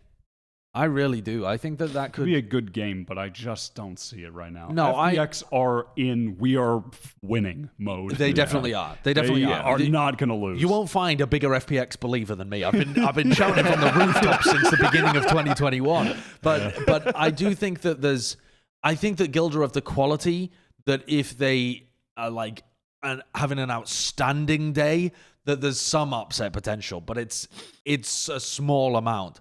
But I think against Gambit, that's an extremely winnable game. Like I would value I would value Guild's team play and their coordination higher than Gambit's, and I think their individual skill that they can bring is somewhat similar as well. People like, I mean, Yassine and Leo were fucking in that game, and Safe is at least as good as Nats as well, and Nats is a fantastic cipher. Is it Nats or Stan? I was always trying to figure that out at the same time. I don't know. I was calling him Nats, but I mean, it could be the name backwards. I mean, to me, this is highlighted for me more so than anything else. We talked about how historically, like the regions that haven't been considered tier 1 regions, how they've stacked up against other tier 1 regions. To me, it's just highlighted the difference, especially with Turkey, how I feel like regions that rely on, it's why I'm also potentially worried about Brazil at like an international stage, simply because regions that rely incredibly heavily on just being cracked out like fraggers that don't necessarily keep up nearly as up to date with the meta, or also just changing up their strategy nearly as much, fall behind teams that just choose more fundamentals like Gambit even. Like, sure, do I think CIS is still a little bit behind the meta? Yeah. But do I think Gambit had a far better fundamental understanding and like far more plays and a larger playbook to use on more maps than the Turkish teams? Yes, 100%. Like I think right now we're seeing sort of a difference in like what happens when a region is kind of underdeveloped, like kind of half baked in the strat department compared to the frag department right now in EMEA. So yeah, I think your point last week was really good, where you said that they just need to be battle tested a bit more in order to really get to that next level. And I'm excited I really fucking want more tournaments where the Turkish teams can play against the top European teams as well. Get them that experience, level them up. It's going to be important for Europe as well in terms of viewership and stuff, because half of the fucking viewership came from Turkey. I mean. I don't. We'll see how many viewers the finals. Yeah, I know. But compared to the I want to spend a moment to talk about Fnatic, and let's briefly touch on their game against Oxygen, where Durka just destroyed, and Fnatic demonstrated that they are a good strategic team as well. I think they did a great job of punishing the op, which is frequently going to be in Toronto's hands. I think that they really played well around that, which was a worry for me, because a lot of the European teams don't play with or against ops that much. So I thought, hey, big Turkish teams that love to play opping a lot, maybe they'll just run into Toronto repeatedly and feed. But Toronto got shut the fuck down on one of the maps. So yeah, I think I was very impressed by what happened to Fnatic here. What's your thoughts for them? What's your expectations for them? We've talked about Guild and how it's important for them to be able to get out of the group in first. Same situation for Fnatic or different? I think Fnatic, legitimately, I mean, we've already seen it anyways, but like, I think Fnatic started out, they had I think Oxygen looked like a slightly better team to begin with. Even like Haven in particular, they actually still, even with Toronto, and we're like 9-17. He got absolutely shut down on fucking Haven, and that was like really good play from Fnatic, all things considered. But I actually still like Fnatic's read a little bit more currently. I think they're still kind of favored to be first out of this group now. Right. When I saw their look, and it's not that Guild looks bad, but I mean, it's like Guild. I mean, you look at them, that team, like you talked about, the fundamentals for them is incredible, and they have just like nutso players. But I feel like Fnatic right now, currently, is still a slightly more complete team, and it's more of just waiting to see, does Guild rise to the occasion when they play against them? Because I right now I'm still feeling pretty confident about Fnatic and their overall play when I watch them. I think they look good. I think they look really good. I think looking at Fnatic versus Guild, like the only thing we're talking about a lot about Guild is 1, Yoru, and then 2, just their Haven, right? Outside of that, we don't. At least for me, I don't know how deep Guild is going to get tested right now in the map pool versus Fnatic. But if we have to count on like Durka's ability to frag and how Fnatic looks in the fragging department, I still have to give an edge to Guild as how good they look mechanically too, in terms of their firepower as well. They have some great firepower. They have Draken that can do a lot of stuff individually. It just comes down to like, even team play between these two teams, if Guild are able to look as good as they did on Haven on other maps, then I'd probably still give an edge to Guild at this point. But I feel that Fnatic would look better in terms of their map pool and their strat book. I think both of these teams are incredible. They both are the real deal. Like they're both so fucking good. But for Fnatic, what I really like about their Haven, if I think about the Fnatic Guild game, Fnatic have been permabanning Split, and Guild are pretty good on Split. So I think that just naturally makes sense. And then for the Guild side of things, I can't remember what their permaban has been recently. It might be something like Icebox. I can't actually remember. But I think they're very comfortable. Both teams are pretty comfortable playing recently on Haven and Ascent, and probably Bind as well. Unless Guild that's their permaban. I can't remember. But I'm going to check. I think it's quite likely that we see like Haven, Ascent, Bind as the map pool that this ends up coming down to. And Fnatic look really tactically good on Bind and Haven particularly. The way that they play with their Killjoy and Astra over on the C side of Haven on defense is extremely good. And Durka's a boss. He is just running around shitting on people. And Yassine's been having an amazing tournament, but I feel like Yassine is more benefiting from the structure of Guild. And that's not a knock on Yassine, because that's giving credit to Guild for being one of the most structured fundamental teams that we have.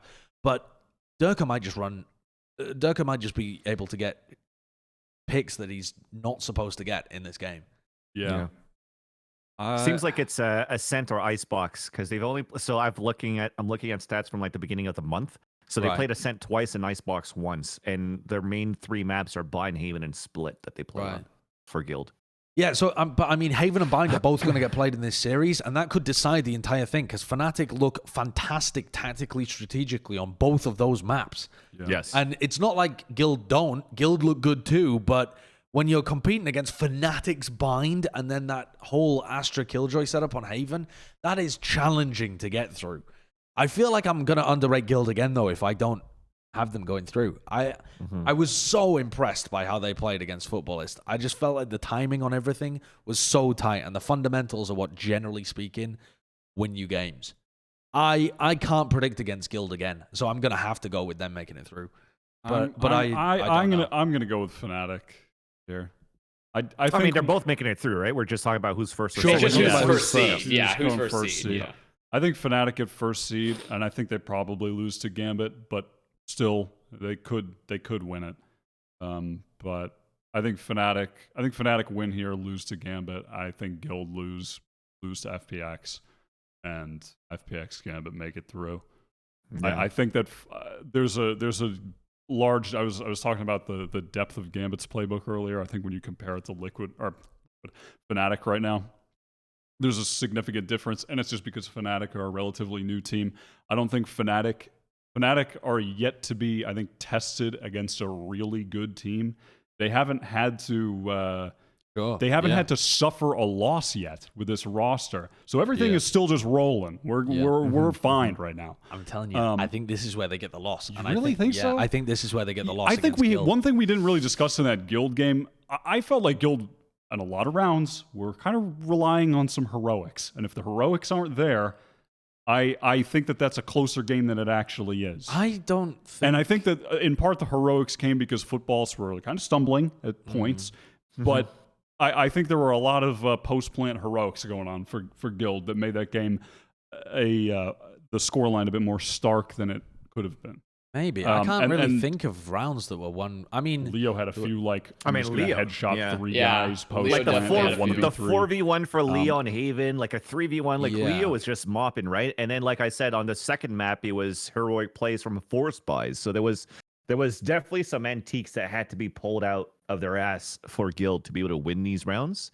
That made them look very good. So despite like the flashiness and everything too, you have to remember that they have some players that had to clutch some rounds. Yeah, like I think Haven was still convincing, but if you take out those heroic rounds, it's a bit of a closer game. And then if you look to Haven for the future, are they still going to be running the Yoru?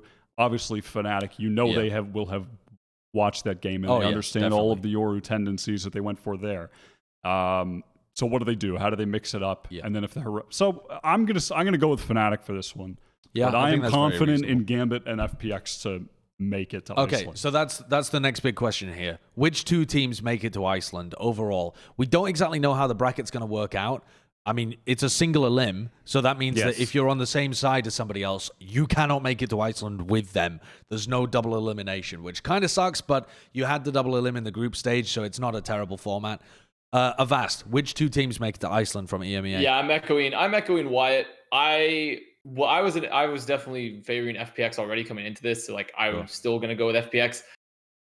Honestly, like Fnatic looked really good, so I could see them beating Gambit because I think they'll get first seed, and I could see them definitely. But like I don't know. I think I actually was really impressed with Gambit. They look like crackheads. Like legitimately, I wasn't rating CIS very heavily. I just was rating them above Turkey coming in, and then when they played, I was like, my God, like this team is actually like really deep. Like they have like a lot more depth than I expected, and they just have like cracked fraggers. So yeah, I'm feeling FPX Gambit as well. Vansilli, what are you thinking? Yeah, I echo that as well. But this weekend when they're going to play, are they currently playing on 2.06 or 2.07? They're on 2.07. 2.07. Is there a big difference? No, it's Astra can slurp you off the spike. Oh, right. Okay. Yeah. That's I think that's going to be the biggest one for this weekend for NA. I just got confirmation that they're playing on 2.07 and not 2.08 for NA. But yeah, definitely Astra Gravity Wells sucking people off the diffuse is huge in terms of like killing time on pulse plans. So looking at that utility is going to be great. But I think no matter what, realistically, I'd probably still have to give it to FPX and Gambit moving forward.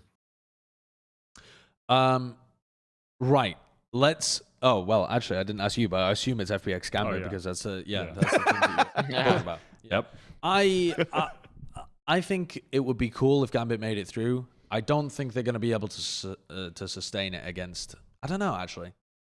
No, fuck it. They could definitely make it through. I think it's a coin toss, actually, who makes it through out of Gambit and like Guild or Fnatic when they make it through, because I think both of those teams are extraordinarily good too. I wanted to do a quick check-in for Brazil and Korea. Not really predicting any games or anything like that. Just take a look at the bracket, see what's going on over there, and kind of catch people up. Because reminder that those games are also going on, and those are 2 big major regions that a lot of people are excited about seeing the potential of the teams when they get it to Iceland. I'm sure we'll do a recap of the bracket next week when it's actually fully played out. But do we want to start with Brazil? Because the top 4 teams in Brazil are way ahead of everybody else, and they all made it through from Challengers 1. And so the first round is just like, well, yeah, they're going to fucking make it through. Yeah. So it's just Gamelanders, Sharks, Fury, and Vikings are all going to make it through. If done. Do we have any early favorites? I haven't been keeping up with Brazil in the last week. I was waiting to watch this bracket, to be honest. Any early favorites for the 2 teams to make it through? I feel like it's fucking totally up in the air between the top 4. I mean, I'm still feeling pretty good about Vikings and Gamelanders. So sure, yeah, yep. But honestly, I haven't been keeping up with it as much. This is previous opinion. Yeah, Vikings and Gamelanders. Yeah, I don't want to throw anything out there. I'm actually in that school to be able to catch up to this bracket in quarterfinals before I could come up with something, because now I just think about orgs and results. And watching this from upper semifinals onwards is going to be fantastic. I mean, you are guaranteed a banger in every match. I'm feeling. I echo Avast sentiment. I'm feeling good about Vikings and Gamelanders still. Sharks have a chance. Oh yeah, definitely. Furia, they haven't been able to put it together in terms of getting a big result, tournament winning over one of the other top. Like they're comfortably in 4th. You know, but also, if you're interested in learning more about the Brazilian players, there was a recent interview that got translated from Portuguese about Gamelanders John, who is one half of potentially the best duelist duo in the world of MW and John. And it was about his, it was a really long, fantastically detailed, well-written interview piece where it was describing his story and his history of going through esports, and he only just got his first salaried gig on Gamelanders, I think, towards the end. Nice. After having already won World Cups and stuff and been like a player for many years, competing in Point Blank, which is a game that's popular in Brazil, and like it's a bit like Crossfire and Sudden Attack and those other kind of games that are popular in other regions that are somewhat similar to CS. Let's take a look at the Korean bracket as well, because I think the number one thing to take a look at here is what is Vision Strikers' road to Iceland? Is somebody going to beat them? That is, I mean, there's no other team that people want to get out of Korea. If a different team came out of Korea, people would actually be more sad than they would be excited for the upset result. Because everyone just wants Vision Strikers to like prove themselves on the world stage. And it's single elim. Fuck, man, they gotta play New Turn. Yeah, New Turn is like they have to play New Turn in cities more than likely. The Brazilian and the NA brackets are the same. Just fuck Korea, I guess. Yeah. Well, hopefully they get, I don't know, to spin the wheel to play the same map twice At least Europe got GSL style groups though as well. Yeah. Okay, first off against TNL, that's their like former sister team that made a couple of changes that haven't looked that great recently, as far as I'm aware. That feels like it should be a pretty easy win for them. But then they're going up against probably New Turn and then maybe F4Q, who beat them recently. I mean, they have to, in the finals. They have to beat every other good Korean team. Yeah, it's either going to be F4Q or Dam1, so it's like more than likely. They have to beat everybody. There's only one spot for Korea, right? Yes. They must win the grand finals in order to go through. And they have to beat the next best teams. Yeah, because those would be New Turn and F4Q. Those are the teams that have looked dangerous against them. Yeah. What are you thinking? Are they going to step up when it matters? Are they going to make it through? I hope they do, just so we can see them. Yeah. No matter what happens at Iceland, they have to be there. Please win. Otherwise, disappointment. I mean, historically, though, I feel like you should still feel not necessarily confident, but at least relatively okay with choosing Vision Strikers to make it through, because like they literally just lost for like the first time ever once. Right? Like, and it wasn't like they got stomped. Like it was just like it was a relatively competitive series too. It was 2 overtimes. So I mean, like I don't think that this. Close. I don't think really you can. There's no real data to say otherwise that you shouldn't predict for Vision Strikers, you know? Sure. Like, there really isn't any data to say, like, oh, yeah, Vision Strikers is not favored. They've lost once.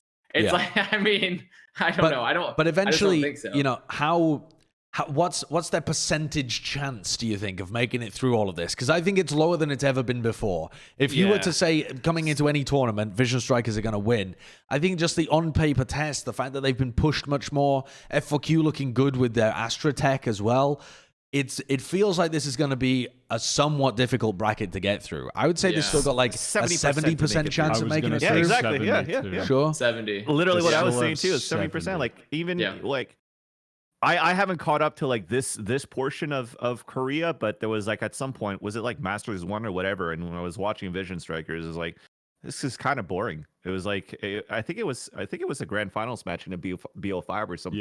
Yeah. We were staying up to watch, and I was like, this doesn't look like new Valorant. This isn't. Absolutely. It feels like they took a step back, and I was like, and hopefully into this one, it's gone back into like the forefront of like trying to be that evolution of the Vision Strikers that we kind of know of. But if not, it's everybody has been catching up to them. So yes, despite them losing a series where they won in overtime, lost in overtime, whatever it is, even their other games where they're losing, when they're winning, they're still very close matches too. So teams are catching up to them. And I feel like that 70% starts to get very accurate in terms of their chances of making it through. But just like everybody else, we just want to see them get through. Yeah. And once they get through, unfortunately, it's probably not going to go that far. Then they can rest. Iceland. Then they can rest. Once they make it Mission to Iceland, they accomplished. can be like, okay, it's like Thanos Bomb out, after it's he okay. snapped the universe. He's like, I can finally rest. Vision Strikers, you made it to Iceland. Enough is enough. Enough is enough. You're done. Yeah.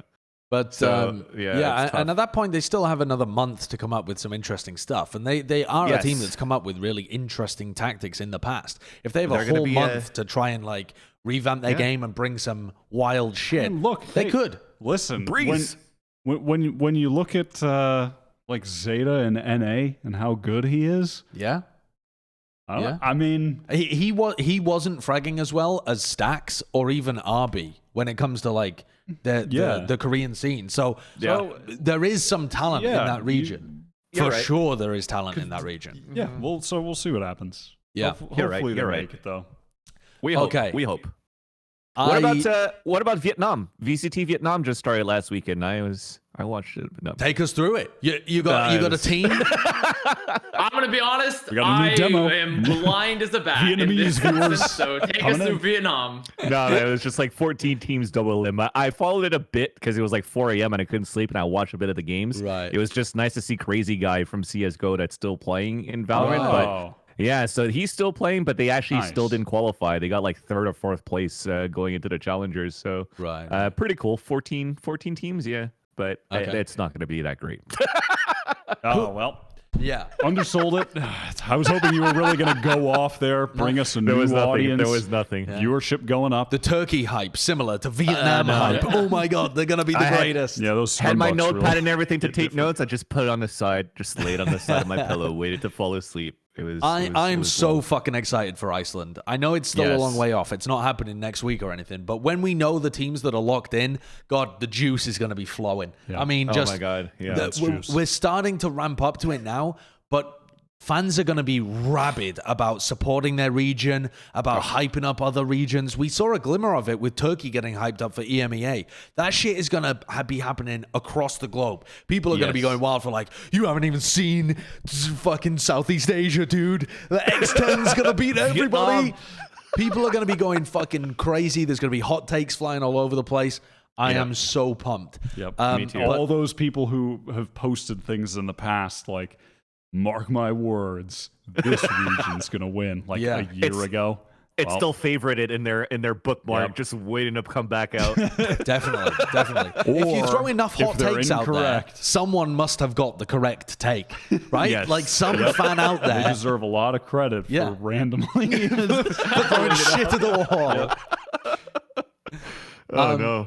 Now it's time for the most important segment of the week, though. It's Wyatt's weekly award. What do I have that?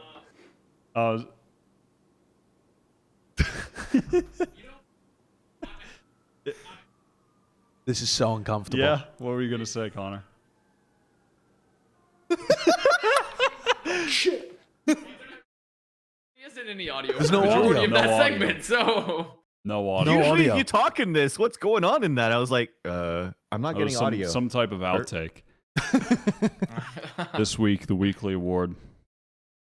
There's a lot of people it could go to. Okay. You go to Sick, maybe. Yeah, he dropped 35 against T1. Yeah. That was cool, I guess. Mm-hmm. Dirk was fantastic. I mean, he was pounding, right? He was owning. Maybe even Chow played very well. A lot of people it could go to. But it's going to go to the star, in my eyes. The star of the NA broadcast team this past week. It's Vansilli's dog. The winner of this week's weekly award, Vansilli's little pupper. There it is. Look at him. A live appearance. Oh my God. Same shirt. It's Same like a shirt. replay. Wait, Vansilli, can you get your hat? We can just remake the exact. We can remake the exact clip. There it is. The exact thing. That is perfect. Yeah, I mean, when I open the stream and you just it's just so cute. You can just tell how much that dog loves you, and it's fucking adorable. I mean, just look at it right now. Look, I know. What is the dog's name? Show your eyes. Oh no, you're sleeping. Oh, he's tired. Oh, look at that. What's his or her name? Chopin, like the pianist. Oh, the classical pianist. Yeah. Five Fantastic. head wine glass. Wine cellar. I'm gonna join Bala now. Yeah, you're gonna I appreciate it, guys. Thank you, and thanks for having me on the show. Or actually, thank you for having me on the show. It's been great. It's been fun to talk about Valorant for 3 hours. Yes. I think the ventriloquism might need a little bit of work, but overall, pretty decent. Yeah, it's all right if I talk like this, right? That's actually not bad. That's not bad. Well, that makes you look like a serial killer, though. So maybe, I don't know. So be careful with that one. Christ. All right. Well, there we go. We forgot to do it last time. Oh, yeah? And the commenters were in shambles. Oh, because they don't know what to say. If you don't tell them what to post. Oh, we forgot to tell the fans exactly what to write, so they just lost the will to be. Yep. Our engagement. No. What should they write this week? I feel like it should be some kind of prediction. We're talking about fans throwing shit at the wall, right, and seeing what sticks. Yep. I feel like Shit at the wall, fans. That's what they. throw your poop at the wall. Take a photo of it. Put it in the comments section. No, I want you to try and. What? Sorry. Don't do that. Don't do that. Please don't do that. No, don't do that. Please don't do that. But Kurt has to moderate. put the two teams that you think are going to be in the grand finals of Iceland. I don't just want two teams that are going to make it out. I don't just want the two teams that are going to make it out. Who are the two teams that make the grand finals? And then we'll go back and we'll pin the comment so it looks like you're a fucking genius. Whoever gets it correct, we'll go back through, we'll sift back through. I'll make a note in my to-do list to do that at the end of Iceland. And when people revisit this episode, they're going to be like, yeah, we could show it on the Tom show. 72, what a genius! What a genius, he knew!